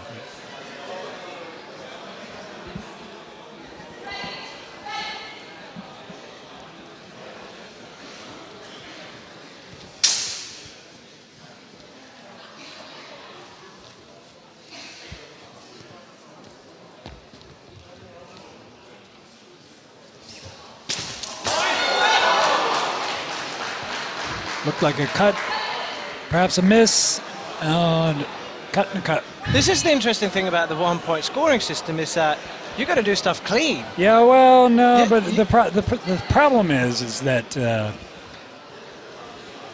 you can go for the leg and not worry about an after blow to the head. Indeed. I think the referee gave a little talk to the fencers about avoiding double hits. This has turned into a little bit of a slugfest here.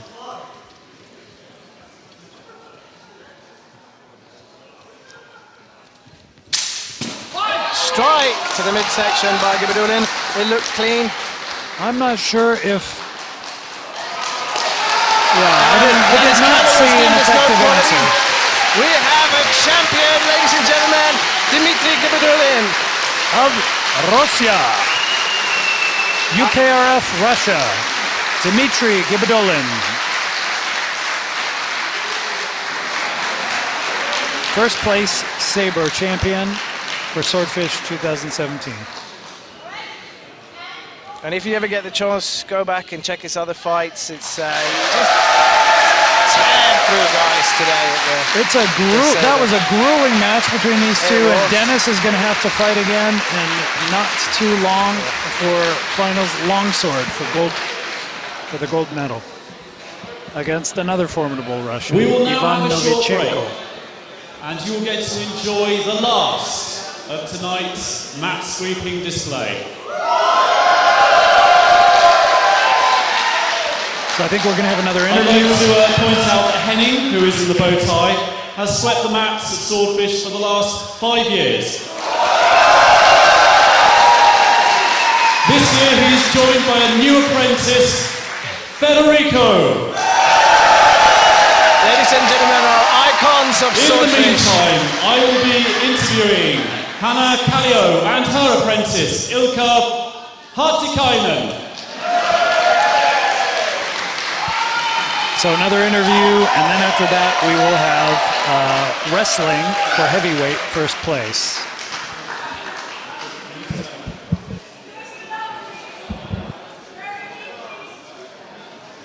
Hi, so I'm very pleased to be joined tonight by Ilkka Hartikainen and Hanna Kallio, who have been doing some workshops here. So let's start off by asking you what you've been teaching. We've been teaching a basic workshop on the Bolognese tradition of side shot fencing with an additional workshop on cutting. So we had a sharp sword with us and we had all the participants join in and try some cutting for real swords, so not just practice swords. Okay, this is something that both of you have been working on for some weeks now. I understand you've been planning this together. Yeah, we have. Would you like to add some more to that? Okay, well let's move on then. So, you come here, you come to a competition, you're not generally part of the competition scene. So what does Swordfish mean to you? Well, Swordfish is primarily a competition event, and even I have competed in some of these events. You need to stop a sec because the real stars are being put to the wedding. So to say again, what does Swordfish mean to you?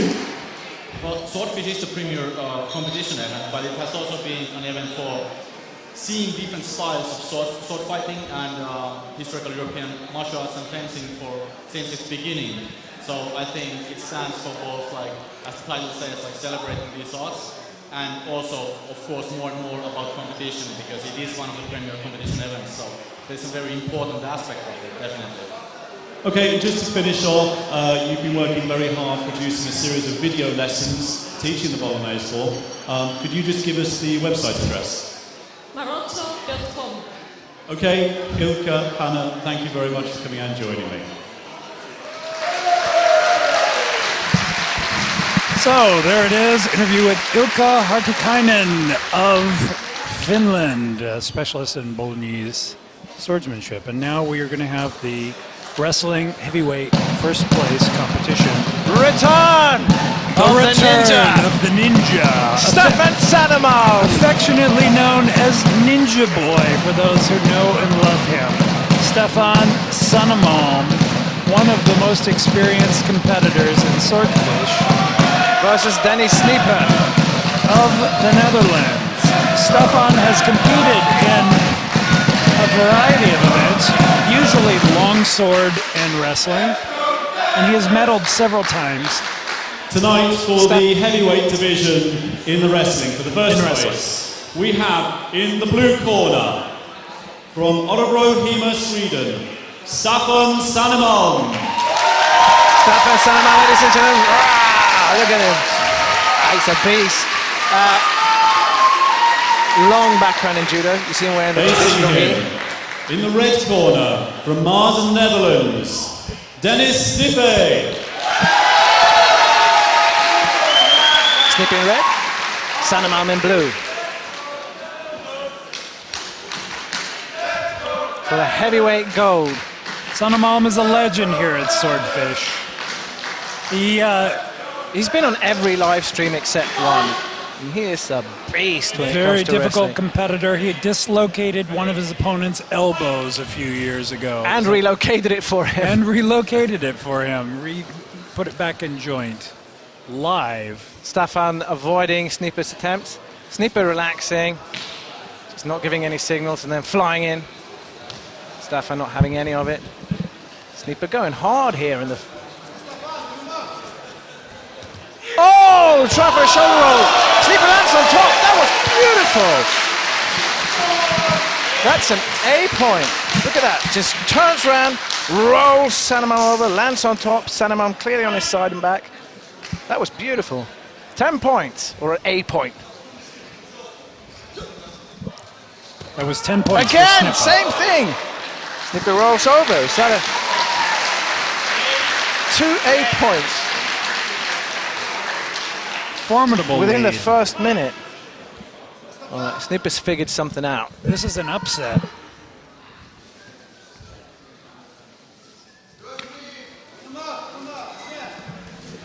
Just shaking, grabbing him. Sanamo out of bounds.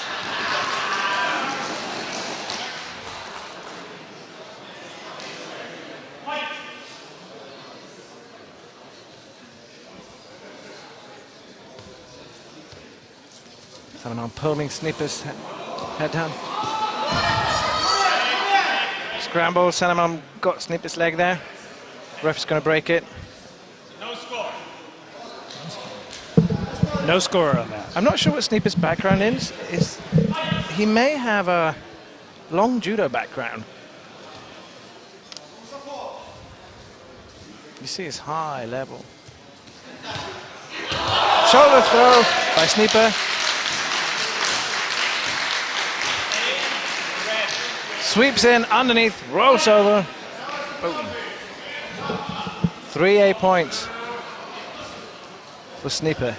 This is the first time I've ever seen Stefan Sanamo dominated. Sniper's high level. It's the first time I've ever seen Stefan Sanamo dominated in wrestling.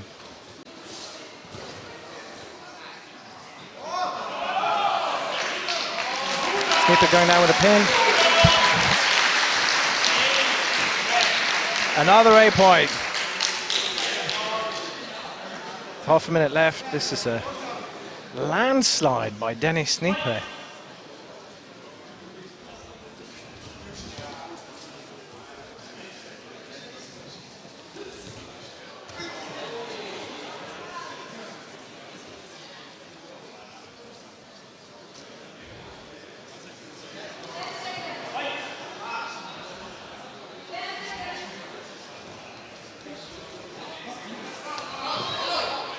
Stefan scrambling to get Snippy down there, didn't quite get it.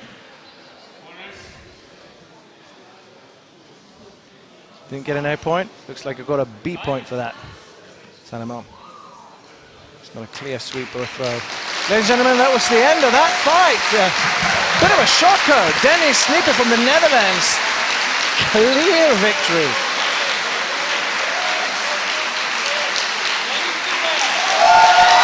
A long international background in judo. Two judo wrestlers essentially fighting it out over in a medieval rule set. And a gold medal for the Netherlands.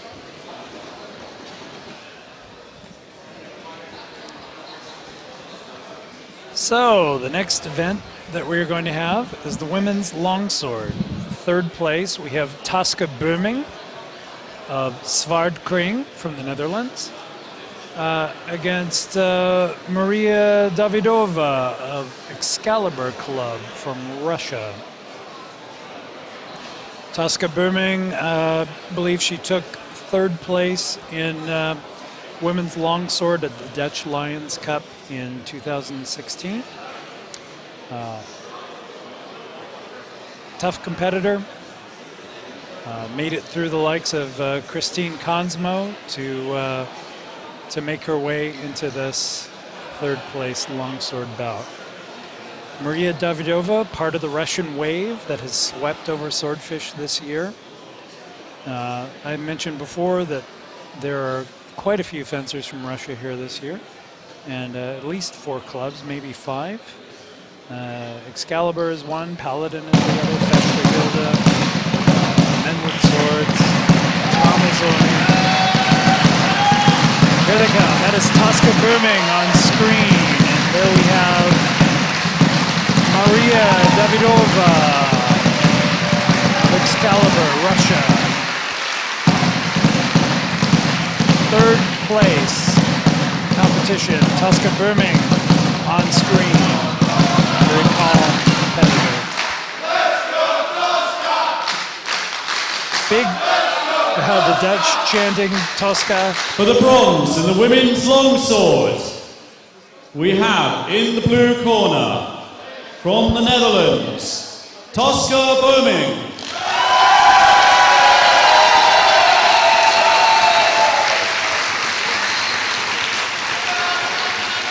In the red corner, from Russia, we have Maria Davidova. Maria Davidova enjoying a bit of a height advantage. Tosca Bomi pretty short. Christine Konsmo is our ref. Very experienced judging staff, Arto Fama included.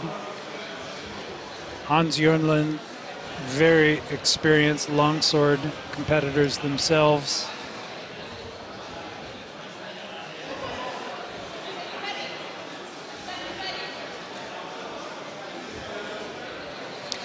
The Netherlands came with a strong team this year. You get the feeling that they're the country on the rise. They really are. They've always been up there, but it's like there was almost an army this year. It really is. The last 2 years, 2016, 2017, there has been a major increase in Dutch fencing, and there are a number of really, really good clubs in the Netherlands. And after the Nordics, hard to argue that the Dutch are probably some of the best in Europe. Very aggressive fencing by both, but a blow to the arm by Davidova, looked like to me. So this is a 3-2 system. Blow to anything to the head or a thrust to the torso is 3 points. Anything else is 2 points. So Maria Davidova got a cut to the arm, which gave her 2 points. And then 3 points each, nothing done on this one. So Maria Davidova with an initial lead from that arm cut. Series of light cuts from Tosca Bomi, trying to probe. Strike to the midsection by Davidova. There was some probing or tapping almost. Yeah, and then a point thrown in. Didn't look like it landed to me. Nothing done. Still 2-0. Maria Davidova with a slight lead. Oh, beautiful. Shooting that point there in under the chin of Bomi. So a 3-point for Davidova. It should be 5-0. Again, though, 1 point to the head is going to be 3 points, so could change. It looked like a hit to the arm by Bomi.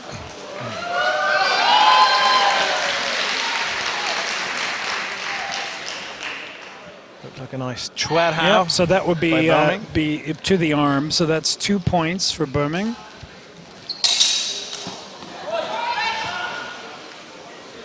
Yeah, I think that was a. I think it was a. No, I think it was a 2-pointer for Davidova. 3 points. No, okay. No, Davidova struck to equal exchange. So we've got a 5-2 in favor of the Russian Davidova. Cut looked like a double hit. Cut low, cut high, but looked like a flat for Bomi, but Bomi struck to the head. Point. I saw it down with a flat.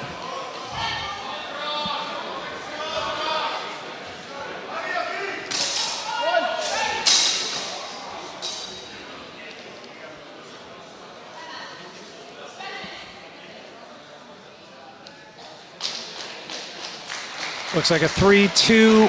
That should be 1 point in favor of Davidova. Davidova getting the slight advantage in every exchange, and the points are accumulating. Oh. Sorry, that was 3 points in favor of Davidova. 2 points in favor of Davidova. We have 10-3.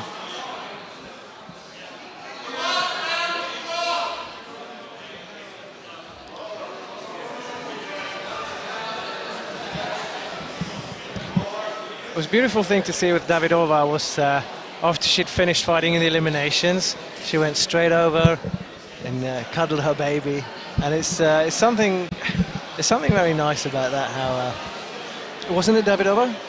No, that was Elena Muzzarina. Ah, sorry, my mistake. We'll see her in the next match. Yeah, Elena Muzzarina fought and medaled in 2015, but took 2016 off because she had a baby, and now she's back for the gold medal match. She went in, smashed all the opposition, went out, cuddled a baby. It was a beautiful picture. Yeah, and she came out on the mat with her baby on her hip. It was really touching. It looked like a blow to the arm. It looked like a blow to the arm to me by Davidova. We'll see what the judges said. No exchange. I think they saw no quality to the blow. It was a light hit. The judges can disregard a blow if they believe it to be low quality. That looked like a blow to the head by Bomi to me. We'll see what the judges think. We'll see here in the replay. Bomi going in, pump, tapping there to the head. Yeah. So that was, so now we're at 8-4. Strike to the head by Bomi, beautiful. Landed clean, I saw. Judges actually didn't see that at all. No, I thought it was from Davidova myself. 10-4. Yeah, I saw it from Davidova as well. Now we have our break. Bomi at a substantial disadvantage now, 10-4. Davidova, taller fencer.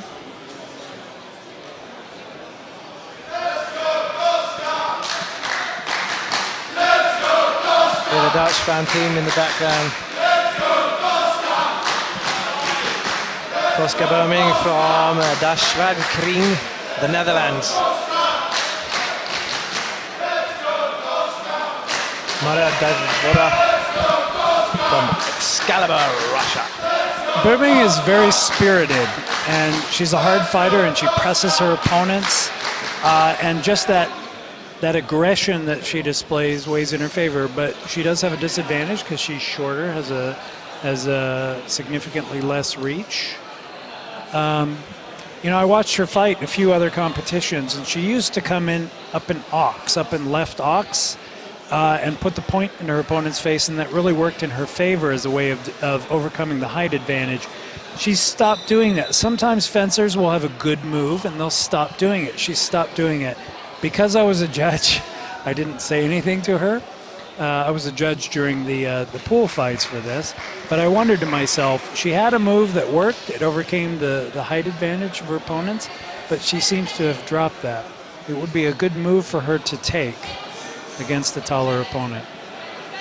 You've seen fencers do that when they have like a strong suit, and then when they reach the upper echelons, so like the later end of the tournament, they get nervous that they're going to get read and understood by their opponents, so they start changing tactics and going outside the comfort zone and not sticking to what they're good at. 2 points each, nothing done.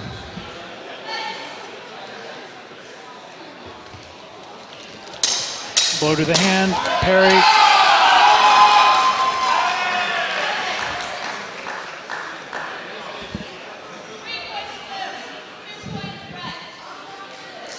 One point for blue. 5 to 10, maybe too little, too late. 30 seconds left in the match.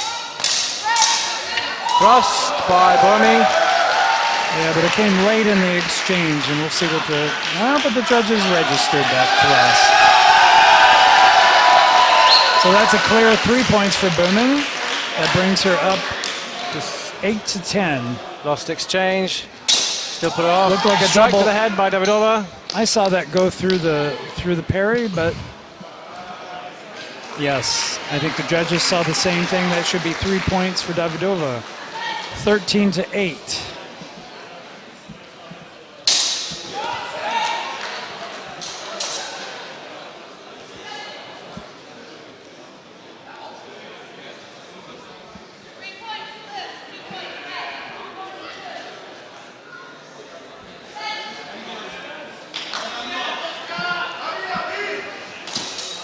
Strike from above by Davidova. Jumping up to reach over her opponent's guard. Boom.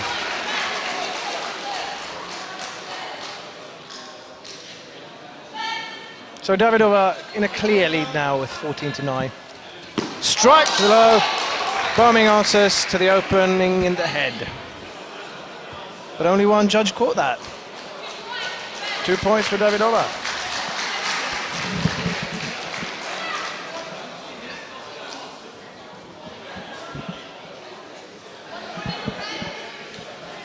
A warning to red for striking the back of the head.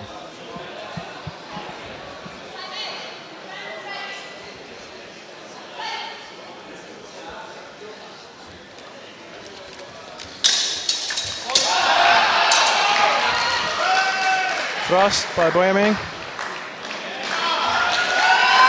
Coming in there.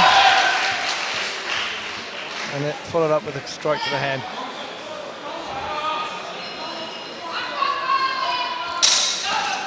Sparks flying from the blade.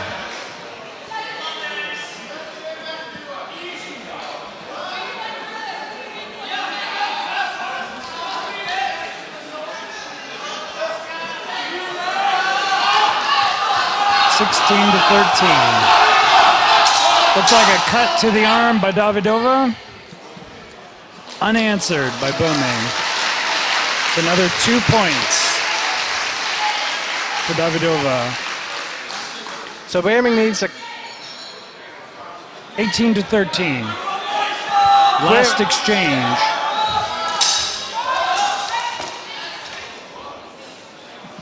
hard strike to the throat there by Davidova. Guys, I saw a thrust by Birmingham that landed, followed by an afterblow, but I'm not sure the judges registered that.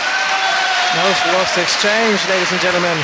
18 to 13, Maria Davidova. Super happy, you see her jumping in the Takes corner. bronze. Excalibur, Russia. Maria Davidova takes the bronze medal for women's longsword Swordfish 2017. And there she is. Next up, first place fight for women's longsword between Elena Mozzarina of Tramazzone, a club in St. Petersburg, Russia, versus Maiken Rofsema from Mars in the Netherlands. Elena Mozzarina medaled in 2015, and she took a year off because she had a baby, And bringing that baby on her hip, she is now here again and fighting for first place.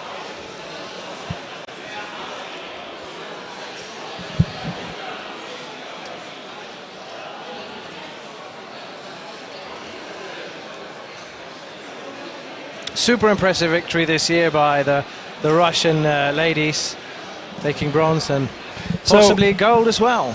So Elena Muzarina took bronze in women's longsword in 2015. She took it, like I said, she took a year off to have a child, and now she's back. That's a pretty quick recovery. 9 years of fencing, sport fencing, followed by 3 years of HEMA. And pretty impressive competitor heading through the competition to make it to this fight for first place. Fighting against Maiken Rofsema of Mars in the Netherlands. Maiken Rofsema's got a tough night ahead of her. Muzarina is good. Muzarina has a pretty light touch. For the gold in the women's longsword, in the blue corner, from Trabzon in Russia, Elena Muzarina. She considers herself primarily a In the saber red fencer. corner, from Mars in the Netherlands, Maiken Rofsema. So here we have it. Netherlands versus Russia for first place. Women's longsword, 2017 Swordfish.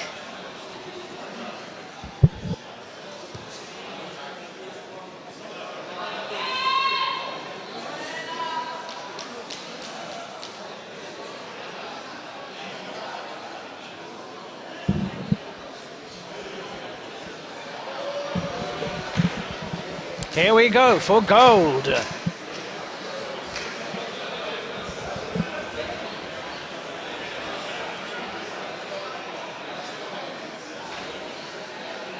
Muzarina in blue. Rofsema in red. See a random picture with the white jacket.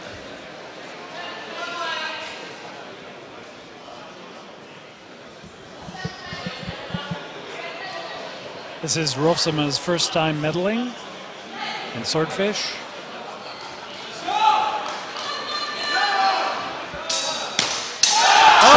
Blow! Straight out of the box. Yes, From nice blow to the arm, parried the after blow.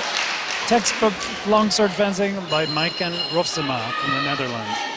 Early lead, 2 points. Parry. Nice parry by Rofsema. And I thought I saw a blow in there, maybe a back edge blow to the head by Maiken Rofsema.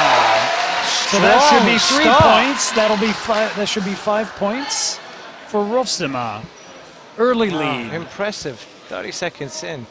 2 clear nice hits. Powerful fencer. Sorry, Matt. Yeah, that looked like blow and after Here blow. we see the repeat. A little bit of an unclear exchange.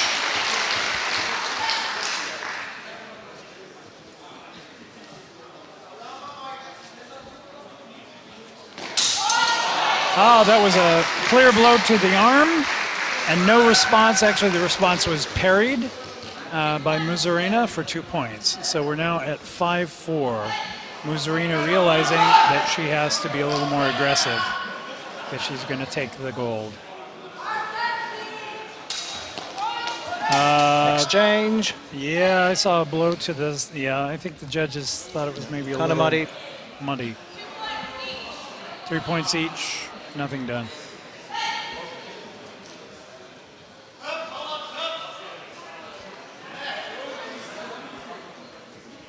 Fluke there from Rofsema.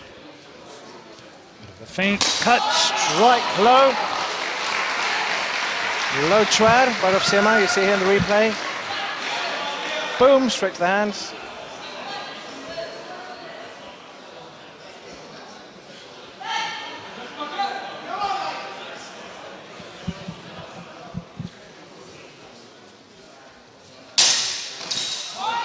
Cut and a parry. It looked like a cut around by Rofsema.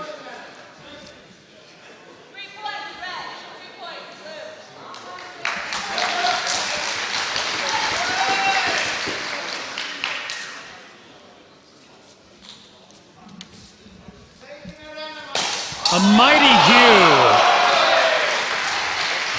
by Mike and Rolfsima. To the side of the head. 3 points red, 2 points blue with a... So Masarina catching up here. Rolfsima had a strong start, but only slightly ahead now. She is... Unterhau, but Musarina backs out of the way and avoids the blow.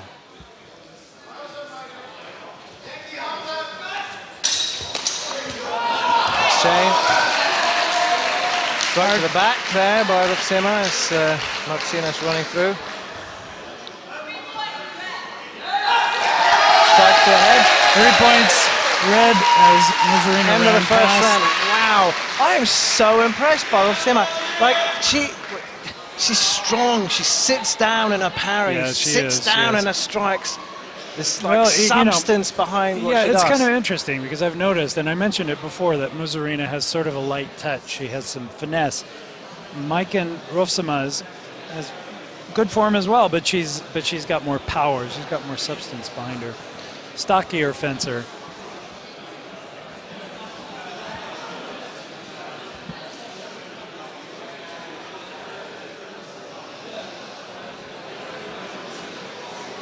Pressure on Masarina now to change the game up. She's got an excellent coach there beside her. We'll see what her plan is as we come back for the second round here. It's a problem. She needs at least 2 hits to be able to make up that blow, to make up that difference.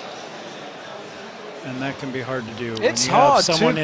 as aggressive as Rolfsima.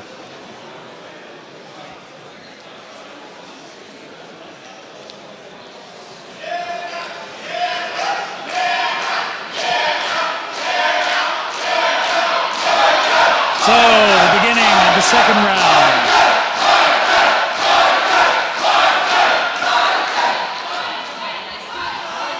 It's the Netherlands army.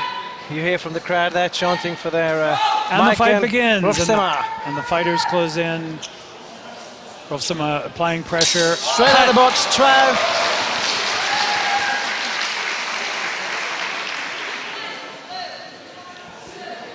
Two points blue.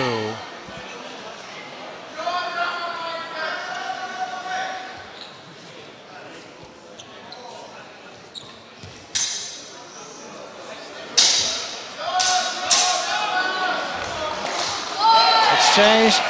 Both fighters taking the fall. Yeah, it looked like a... Ending on it, up in a dance almost. Masarina getting the better of that exchange. Only 2 points. We're at a draw.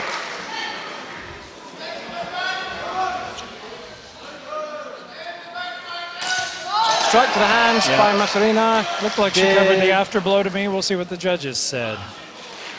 Yep. So, Musarina pulls into the lead. She's not in this bout for no reason. Resourceful fighter. Unterhau. None of the fighters willing to give up the fall, just pressing in. I saw a hit to the head by Rolfsima. She gets 2 points for that. None of the judges really agreed what happened. But Rolfsima definitely had the better of that exchange. Indeed.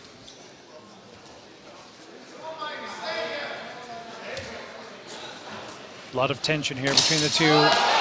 Looked like a blow to the arm by Rolfsima. Oberhell versus Oberhell. Hugh, 2 sorry. points each.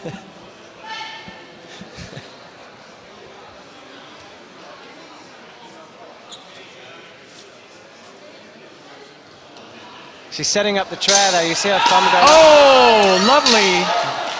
I thought I saw it Zverhau Yeah. You by see, Rolfsima. you see Rolfsima, she's flagging it a little bit. You see her put her thumb up on the sword and she starts twisting the blade.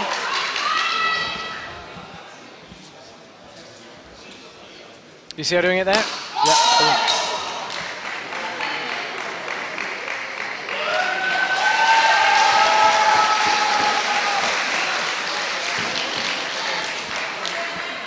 2 point lead by Rolfsima. Very close here. Strike to the head by Masarina. Aggressive here in the end of the bout. But it looked like a blow underneath. by Rovsema.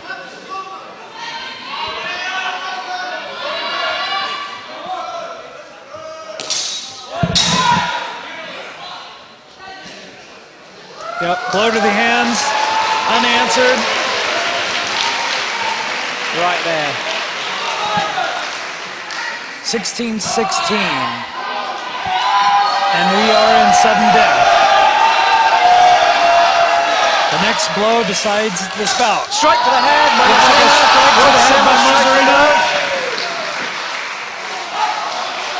We have a winner, ladies and gentlemen. 3 points to red, 2 points to blue. Messerina got the exchange with a strike to the head. Barely 1 point. What an impressive victory. Musarina just barely scraping by, honestly. Rovsema was tough. Rovsema in the lead for most of that fight. Musarina scraping it out. She was in deep waters there in the middle of the fight. And she reached down deep and she pulled it out. It's that strength of a mother. Mother Russia.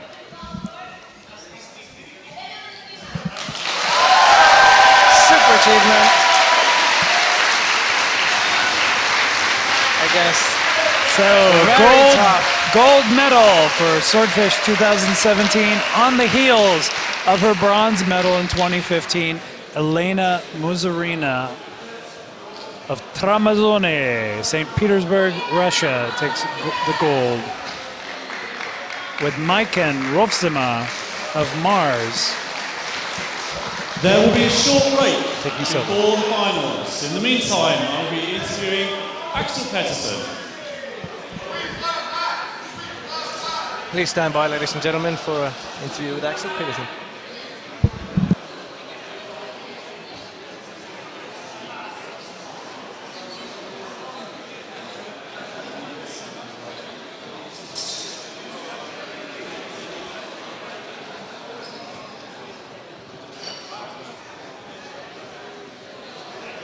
Okay, so I'm joined here with the last of the interviews, which is Axel Pettersson. So, Axel, Swordfish 2017, what have you been up to and how have you found it?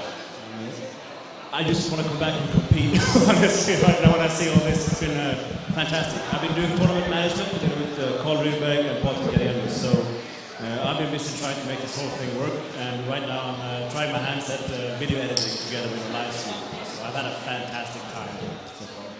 That's excellent. Let's have a look at some of the changes you've done this year. I think specifically some of the rule changes for Sabre and Rapier and Dagger, something around the points there. Yeah, absolutely. We've been talking about this for a while. We think it's time for us to change that. We have a basic set of the Nordic rules that they're known, and we're doing them for a while. They work really well, but it's time to look at new things. So we're trying something new with the Sabre, just 1 point for the whole body, see how that plays out. We have to sit down and think about it. And the demo bout that you saw in the beginning was also something we want to try and create a format for that for serious competition. We have a bunch of these things that we want to try out. And this was the first attempt at it. I do think that Swordfish 2018 might look a bit different from now, for sure. Okay, can you give us any indication of what you're thinking about? Well, we want to diversify the way you can compete, and we have this sort of standard system, but we see many other ways of doing it. Long point in America and so on in many other places. So we want to think in terms of celebration and diversity in our competitive formats rather than keep on doing what we do now. Hopefully, more rule sets, more formats, maybe even more types of competitions. So do you think we'll see something like a cutting competition here? Absolutely. I think the triathlon method that they have, triathlon format is fantastic. We could absolutely do that. I think forms competitions is not out of the question, different weapon sets. But we really have to try to think outside the box every time. Does that mean then, just as a final question, you may consider doing something that isn't based on person with the leading points winning, the accumulation of points? Is there going to be some addition to that, some change to that? You're asking if you can sit on the sofa and decide subjectively who wins or not. Yeah, so if you basically got some peers or someone like that who might assess the quality or the technical capability of the fight rather than points being scored. Absolutely. We did this back in 2009 with all of the results. So we judged from certain different categories, completely besides the score, and that is absolutely on the table. Okay, Axel Pettersson, thank you very much. Thank you, Rob. Ladies and gentlemen, now over to open longsword. Okay, well, we have to say the eliminations were amazing. You know, it's funny because often in tournaments, people get their nerves up when they get into the eliminations, and the quality of the fencing goes down. What we've noticed, though, over the past 2 years is that the fencers are of such a high quality here that once you get into the eliminations for open longsword, the quality of the fencing has actually gone up. And some of the fencing that we have seen has been absolutely amazing. There was the bout between, which one was it? It was between Denis Junkless and Sasha Makarov. Was absolutely amazing. Intense. Absolutely it's so intense. And just like in the last sudden death, beautiful ends. Mark Wilkie, ladies and gentlemen, from Scotland, one of my very favourite fighters.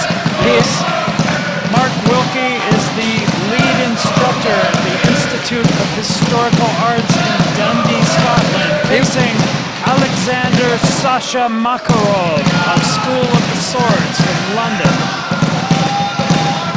Wilkie's made one of these incredible journeys where he's been a wandering swordsman for the last few years, travelled around, and he's... So now we're reaching the culmination of the evening. We are now looking at the bronze match for the open longsword. In the blue corner, from the Institute for Historic Arts in Scotland, Mark Wilkie. Very intense fighter, Mark Wilkie. In the red corner, from the School of the Sword in the United Kingdom, Alexander Makarov. Makarov, primarily a rapier fencer, but moving into longsword, doing a fantastic job. Mark Wilkie did really well last year, and he was knocked out by Christian Roukanen in the, I think it was the quarterfinals. And this year again, he was matched up with Roukanen and beat him. And like a guy like Christian Roukanen, who you actually see in Mark Wilkie's corner, is like, they've seen everything. Like Roukanen's seen everything. He's been everywhere. He is one of the most completely experienced fighters in HEMA. And having a victory over a guy like Christian Roukanen sets Mark Wilkie in a world caliber fencer echelon right now. He's an up and comer. He has for transcended sure. this year by that victory. So Wilkie versus Makarov. Look at this. So this is going to be a aggressive move to the center. Look for Wilkie to wind Makarov up, press him forward, and in as he's pressing Makarov out of balance, he'll get a strike there. Makarov will have to try and avoid the brute force of Wilkie's bind. He's so strong in the bind. So strong.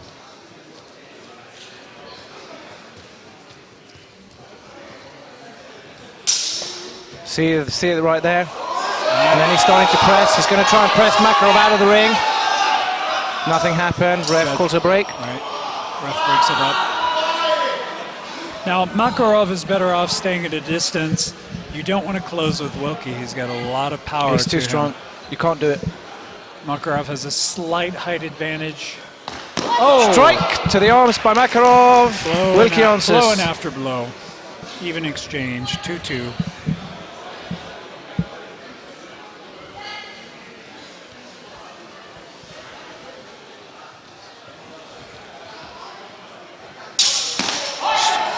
Beautiful twirl by Wilkie. Yep, and Countered to the head by Makarov.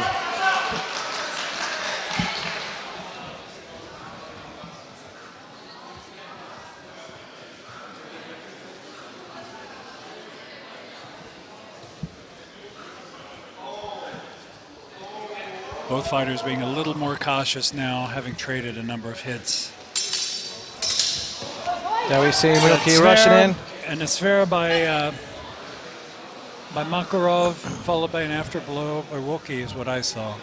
Judges a little bit confused on that.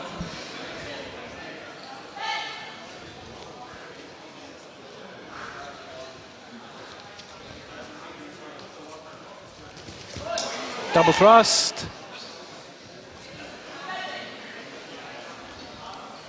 Judges unclear on what happened, but generally an equal exchange. 2 points for red, actually, and one of the judges scored the thrust by Wilkie as a no quality. That puts Makarov in a substantial lead. Oh, doesn't take much to overcome that with this rule set.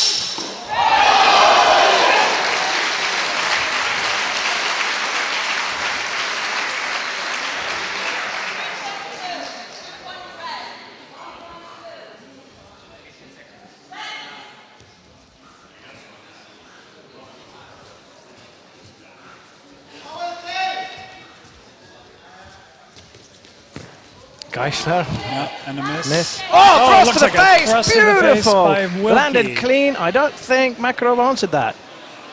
Here we see it. Boom! Right to the leg, though. Answer to the leg.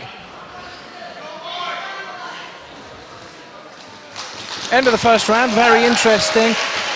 Wilkie not as aggressive as he could be in that he doesn't rush in. He's not a bull. He rushes in and he binds you up. And in that exchange, he unbalances you, and there he finds this opening. Makarov doing very well to counter that. You almost see a bit of Axel Peterson in Wilkie's style, in the way he moves, and he moved to Sweden. But I don't think that's any accident. Yeah, he came to Sweden a couple of times to train with Axel. Yeah, Wilkie is one of those guys who is more than willing to travel and seek out the best minds in HEMA, spend time with them, and train under them. Learn what he can, bring it into the ring. It's a trend I love that we've seen the last few years, is that young fencing students will take a year of their life, or 2 years, and they'll travel the world of HEMA, staying at places, learning the craft, so to say. It's a fun time to be a fencer. The HEMA pilgrimage.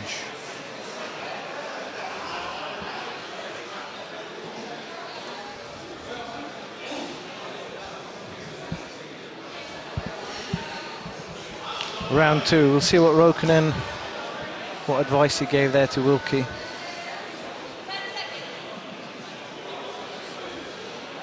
Having a good coach does so much for you, being able to see it from a bird's perspective, see the fight, see the patterns that you're not noticing, and help you adjust in this display of skill sets.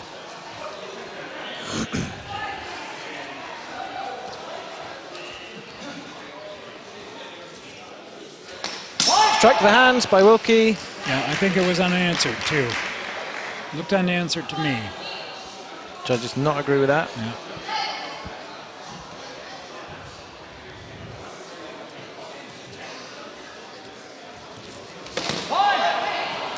Same exchange, practically. Blow and after blow. Except Makarov got that exchange to the head, giving him 2 points. Hit Wilkie on the head.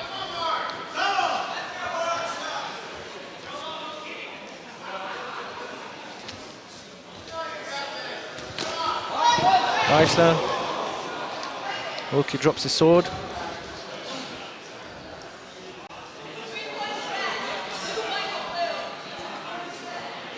Makarov slowly accelerating here and winning these exchanges, getting that clear lead.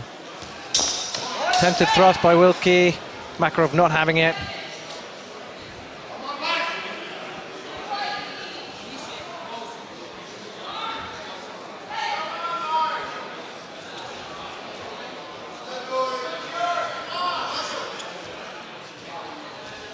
Stenson from tag.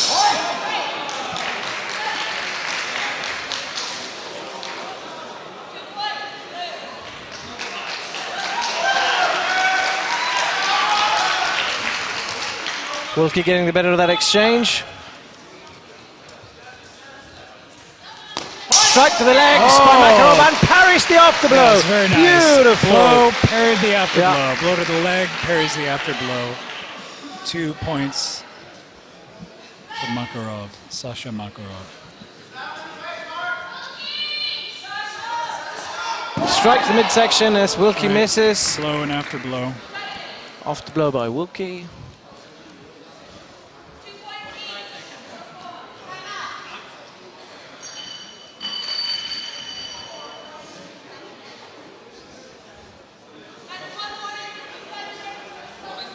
So referee scolding Mark Wilkie there for striking the opponent to the back of the head. Spine and back of the head are illegal target areas.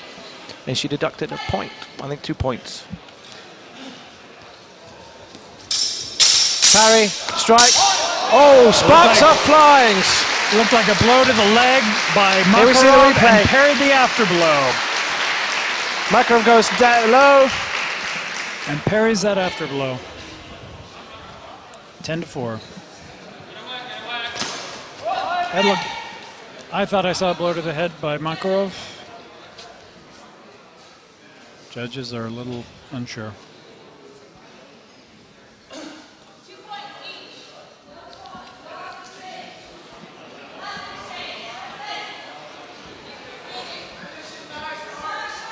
Last exchange. Oh, half sword by Wilkie, beautiful. Got a blow to the head by Makarov. All right, we'll see it. Can we see it again?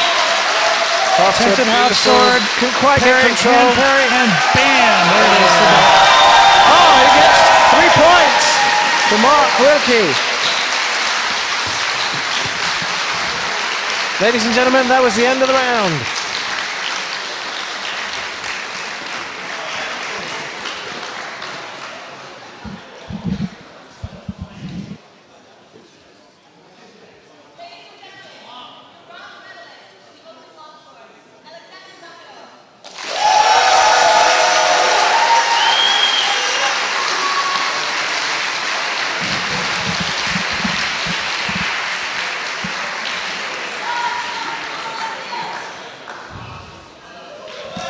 And there we have it. Alexander Makarov. Bronze medalist here at Swordfish Open Longsword 2017. And now, Ivan Novichenko fights for gold. He has torn through every opposition through this tournament. He has torn through them. And he's got one last hurdle. If there's one man that can beat the Russian, Ivan Novichenko, it's Denis Junkless. Denis the Menace Junkless, one of the most experienced competitors in HEMA, aside from Axel Peterson. And man, you know, Novichenko, he can do this simple stuff like Geisler, simple leg hits, and then he'll just turn around from nowhere and do something really complex. He has a distance game. He stays at a distance. You do not want to stay at a distance with this man. He uses one-handed blows. He uses feints. He's very good at that range. You don't want to stay there because he will take you out. But the problem is he's actually pretty good at defending himself if you try to close.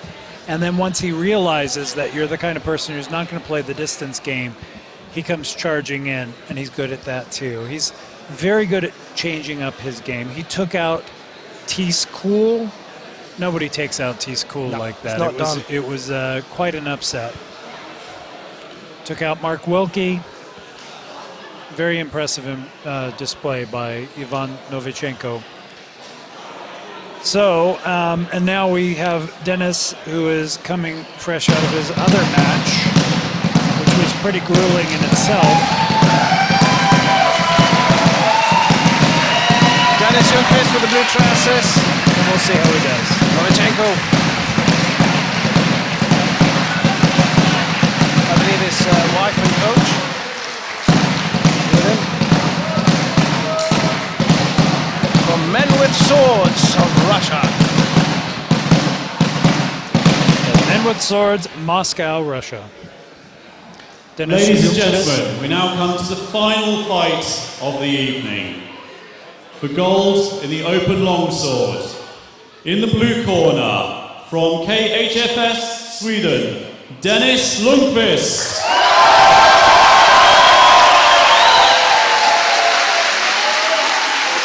That's a Viking if ever I saw one. The veteran versus the newcomer. And in the red corner, from Men with Swords, Russia, Ivan Novichenko. The old stalwart versus the newcomer. Look at that laser focus in his eyes. Fencers shake hands. Shake hands with the ref.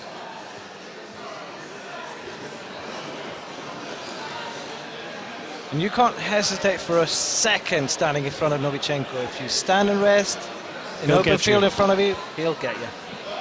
And watch out for your low lines. Remember what he did in the other weapon set.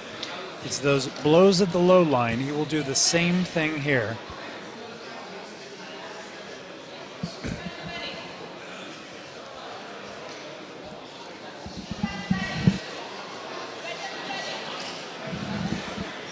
Here we go, round one.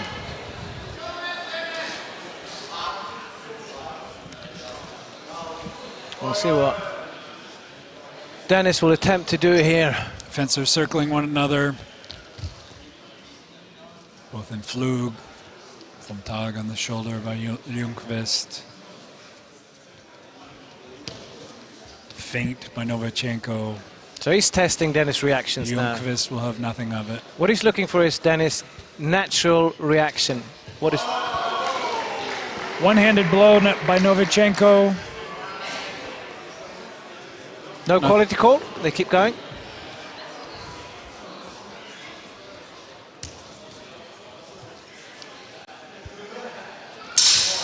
Thrust by Denis, Novichenko parries.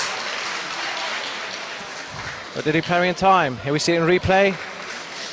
Boom, hard exchange to see. Looks like a light hit by Novichenko for 2 points.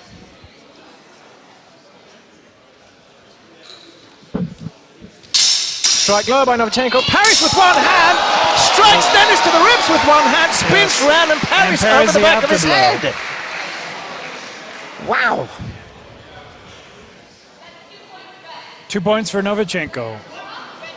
Very quickly, we have a 4-point lead for Novichenko. Being scolded there by the ref for sure for turning his back. I'd love to see a replay of that.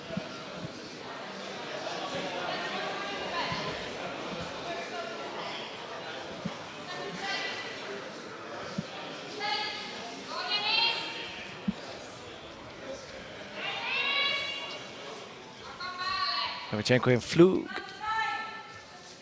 And this goes down. The Vexel. Vom Tag. Intense. So they're setting each other up with a distance here. Yeah, but the distance. Strike low by Novichenko. Denis not having a second of that. Goes straight for the head. 3 points for Denis. And 2 points for Novichenko's strike to the leg there. It's a 1-point differential leading to 1-4. But Denis is... One-handed blow. Denis comes chasing in. Somebody called point. One judge saw something. Yep. Yep. 2 points for Novichenko. Oh, sorry, was that Denis that got that point? Yes. Swipe by Denis. Attempted thrust. See how Novichenko just slides away from that tip. Yeah, and he spun off line. It was very nice.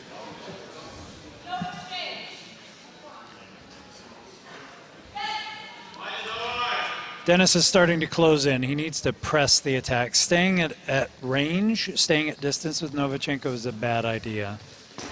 Strike with one. One-handed blow by Novichenko, response to the low lines by Junkless. But it's not only that he can strike with one hand, he can parry with one hand. That's true. Usually you see guys, they lose control of the sword when they strike with one hand. That control. Novichenko out of bounds, but struck Denis first. Let's see what the judges say. 1 point each. Equal exchange. Novichenko in a clear lead. It's really interesting Clearly. because Novichenko is one of these guys. He fences longsword, and honestly, he uses it one-handed as much as he does two-handed.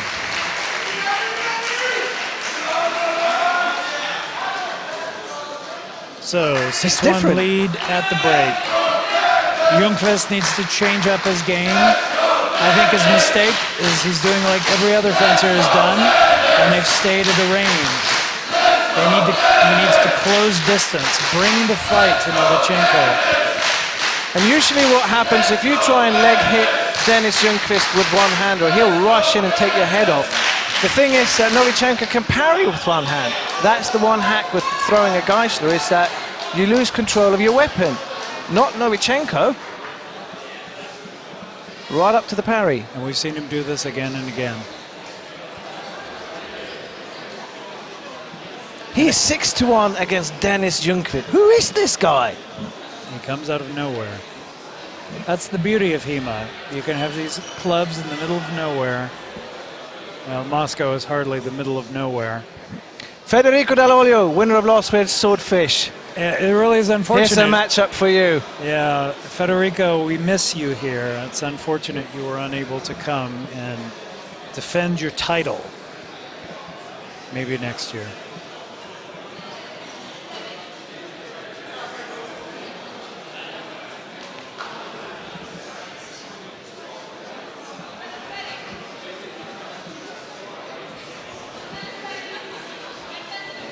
Novichenko has almost this iconic salute when he raises his sword in the air like he's already won. All right, our break is over. The fencers engage again.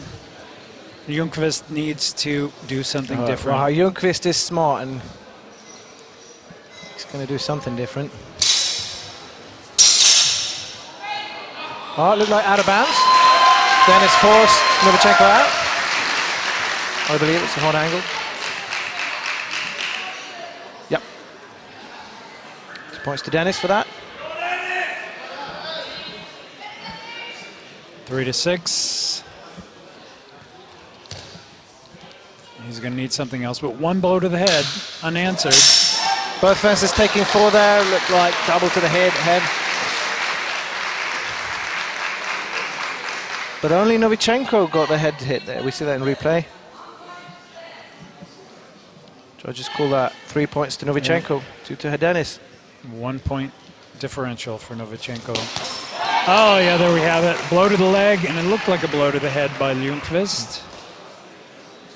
Judges see it as a it was on the arm. Exchange.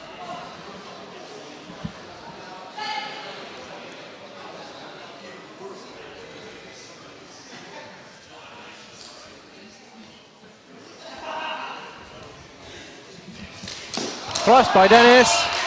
And drives him out of the So ring. that's Denis' tactic in the second round, is just to apply pressure on Novichenko. Just get him out of the ring.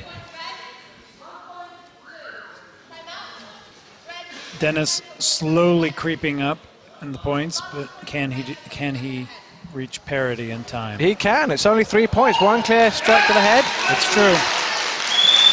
But the problem is, so far, he hasn't been able to get any really clear hits on Novichenko. Novichenko is a tough competitor.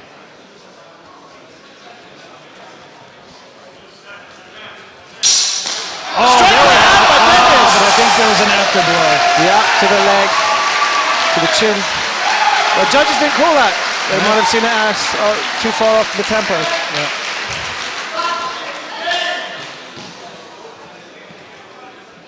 Even score now, 6-6. Can Junkless pull this one out? See, this is where a seasoned veteran like Denis comes forward, right? When the deep troubled waters, this is when they have the skill set and the tools to figure stuff out. Oh! We see one of these height changes, one of these level changes by Novichenko. Here it comes again on the replay. Where he goes underneath. Boom! Straight on the groin of Denis, who hits the ground. Rough cut.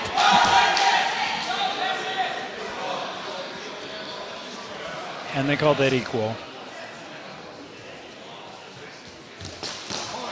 Oh, blow to the leg, blow to the high lines by Junkless. But they call it an equal exchange. I think it landed on the shoulder arms. or the arm, upper arm. That's the end of the second round. And we're at sudden death. Here is Swordfish 2017. Denis and Flug. Sorry, Alba.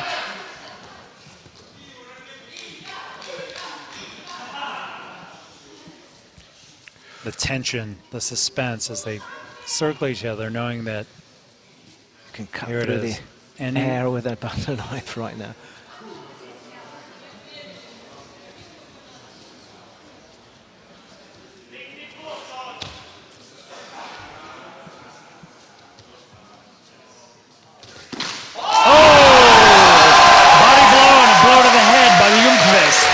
should be 3-2, I believe. Boom! There it is to the deep target. Dennis Yes! did what seemed to be the impossible there for a while. Pulled it out. Beat Novichenko. A remarkable reversal by Denis Junkless. Our question was, could any man beat this upstart from Russia? And if any man could do it, it was Denis Junkless, pulling it out at the very last minute.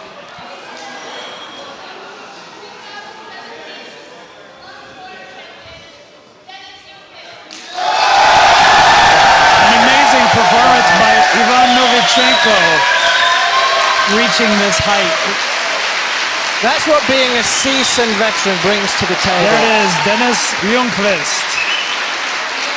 gold medalist. Just having the tools to figure out a threat like Novichenko. Adding one more gold medal to the pile. To the horde. So we're reaching the end of the evening. In a few minutes, I will be interviewing the winner of the Open Longsword, Denis Junkless. All winners from this evening, including those of you who know have got technical awards, please go to the green room next door now, please. Yeah, it's worth mentioning there are a series of technical awards that will be awarded as well to the competitive awards. And Denis Junkless, another gold medal. Are you getting bored? Can never get bored of this, can you? That was one hell of a fight. Could you talk us through it a little? Yeah, well, I went in, I had a little bit of a hard time getting a clean hit, so I mixed it up a little bit, and in the end, the safe type of fencing I like the most, kind of saved it. Okay, so generally the Russians go for speed over distance. Did that make you have to change your fight quite a lot during this competition? Yeah, well, at least a little bit, but I noticed that in the end it was the A game that delivered. Yeah. Okay, Dennis, I think I'm going to leave it there now because you look like you're about to fall over. Congratulations. Yeah, thanks a lot. Denis Junkless. We might have to change his name from the Menace to the Viking. Just traveling through the world, gathering these hordes of gold medals. he does have quite a hoard. I wonder what his trophy rooms look like. He may need a bigger house. So next up, ladies and gentlemen, we have a prize ceremony. So please stay for that. We'll see all our medalists again. That's interesting. Denis Junkless, a simple kind of man, lives in a small town in Sweden. I believe he's a house painter by trade. Works as a painter. He hunts. He hunts. He meets with his students and he fights and he wins medals. That's what he does. He fights, paints, and wins medals.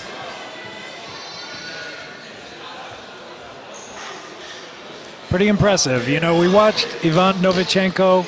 Really a very impressive performance by him over the past couple of days, watching him fight, just cleaving through the opponent. So we're now going to give the prize giving ceremony. We're going to start off with the wrestling with the lightweights. So, in bronze place, we have from GHFS Sweden, Michael Gosling.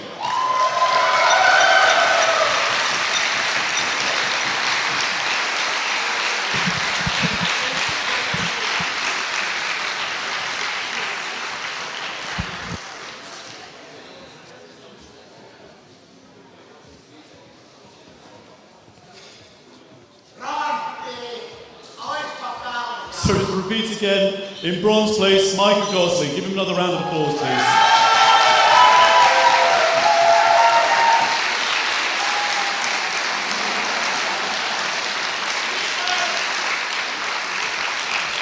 Silver, we have from Acta France, Jordan Ferry.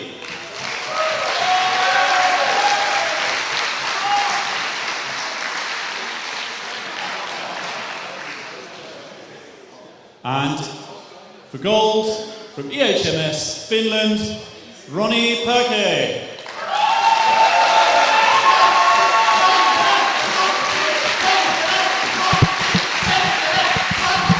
Sweden, France, and Finland.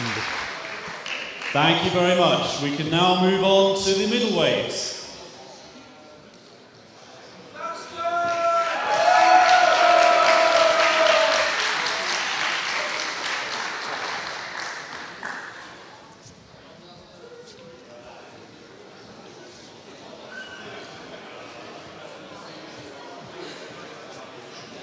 For bronze, from Greifswald in Finland, we have got Julius Valiako.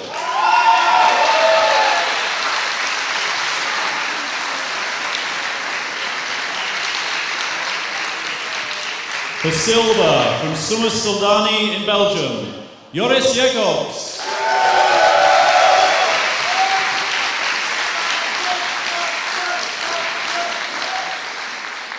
And for gold, from the Triangle Sword Guild in Denmark, Kasper Andersen.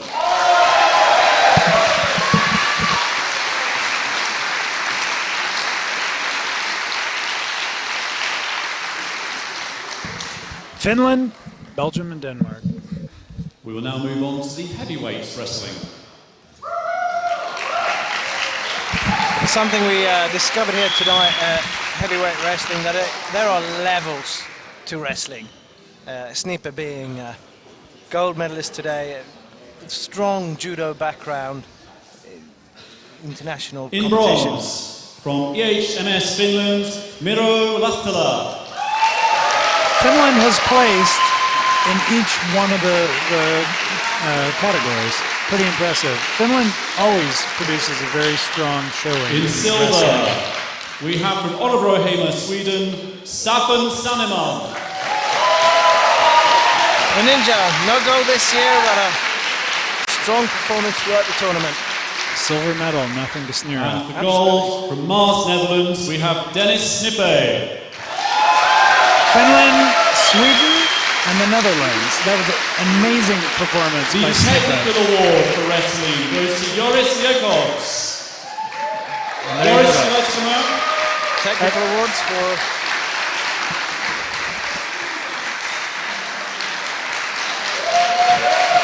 Yeah, I think the technical awards are a great aspect of Thank you. the So we're going to competition. move on to the sword fencers. An India roll by Staffan Sanneman. Classic swordfish move.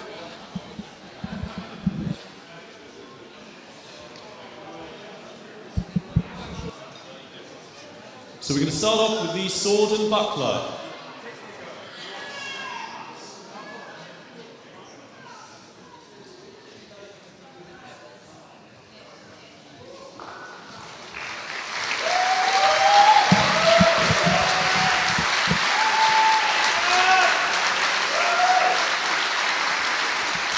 See the Stigman in view. In bronze place, we have from Freigjulisse, Norway, Håvard Eidheim.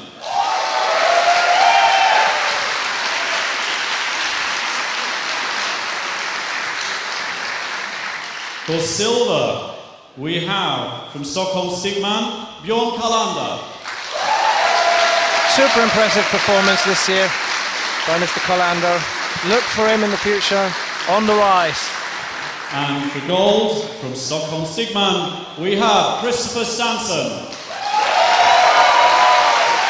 Great showing for Stigman. The technical prize for sword and buckler goes to Henrik Persson. And there we have the Stigman banner being raised. The gold medal winner for this will also receive a buckler from Malias Marciales.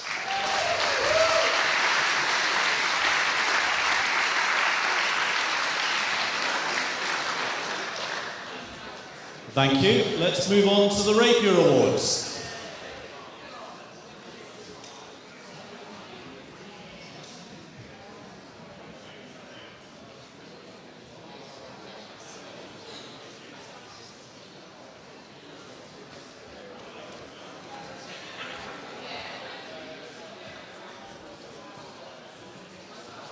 For bronze, we have from UKRF Russia, Dmitry Gibadulin.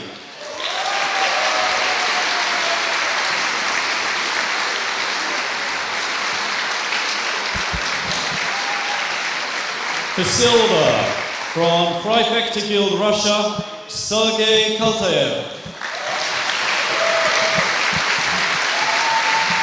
It's a sweep for the Russians. The Russians are on the rapier this year.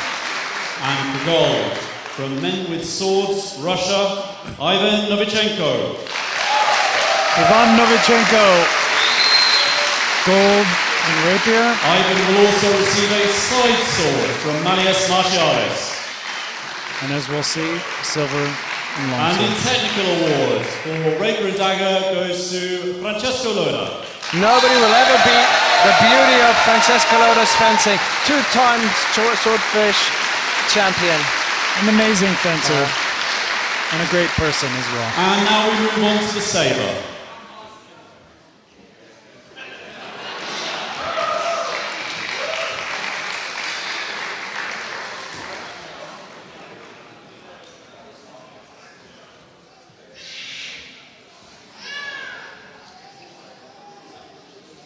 If the Sabre would like to join us.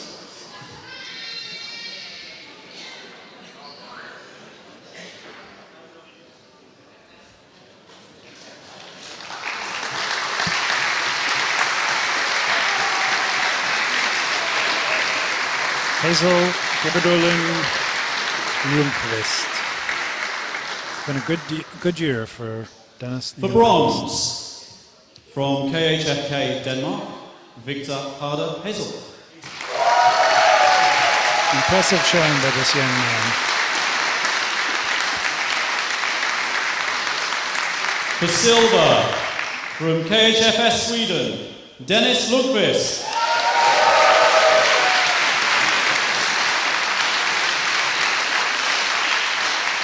And gold, from UKRF Russia, Dmitry Geberdolin.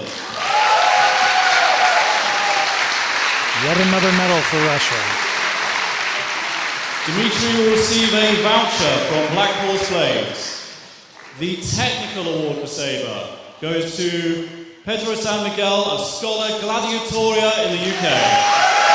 Technical award for Pedro San Miguel.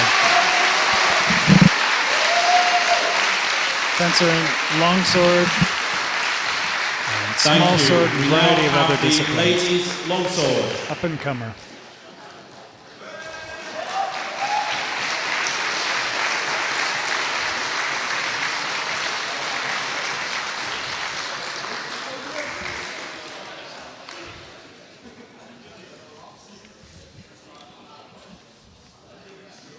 Bronze place goes to Maria Davidova of Excalibur, Russia.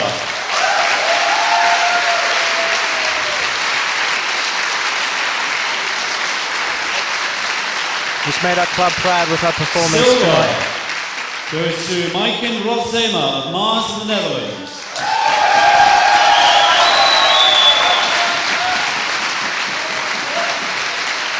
And gold from Tramazone in Russia, Elena Muzaroina.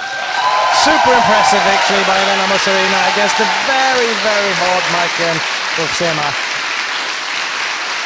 She pulled it out at the last Elena will minute. receive a We've seen that in a number of our from fights. Betten Army. Reversals.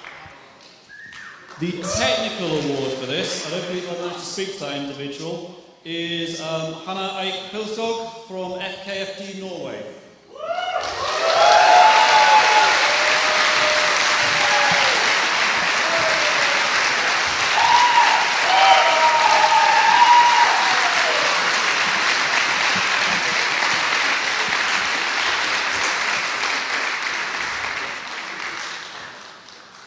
Thank you.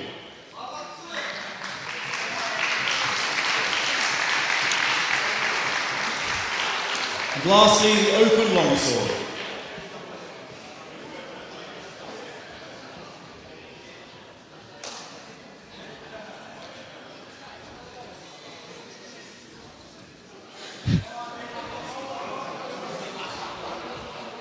For bronze, from the School of the Sword in the United Kingdom, Alexander Makarov. Sasha Makarov, School of the Sword. Edging out Mark Wilkie, Scotland.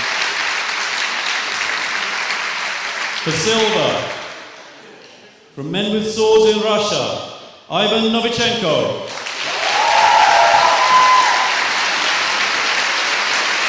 Ivan Novichenko, Terrible.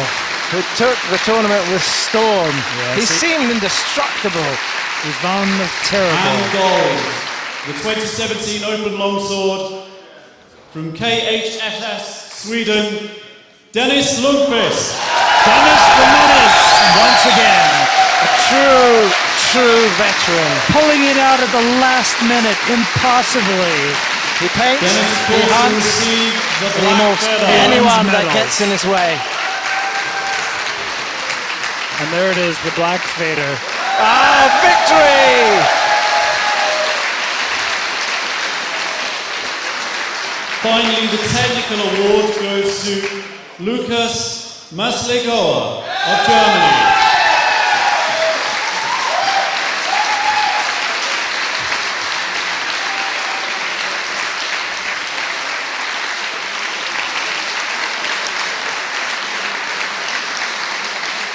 Thank you. This concludes the prize giving ceremony, and I'm going to hand back now to Carl Rierberg. Thank you, Rob. Well done as always. Could I please have all the medalists behind me in a nice row? All the medalists. Give them one more round of applause.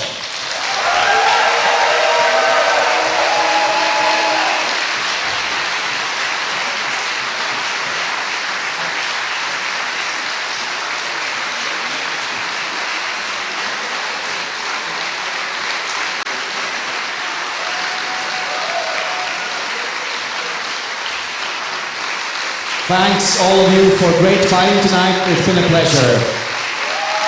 Also, a big round of applause for all our judges.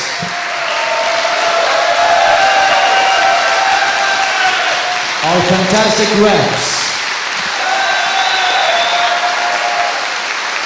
Our brilliant secretariat. And our mediocre tournament managers.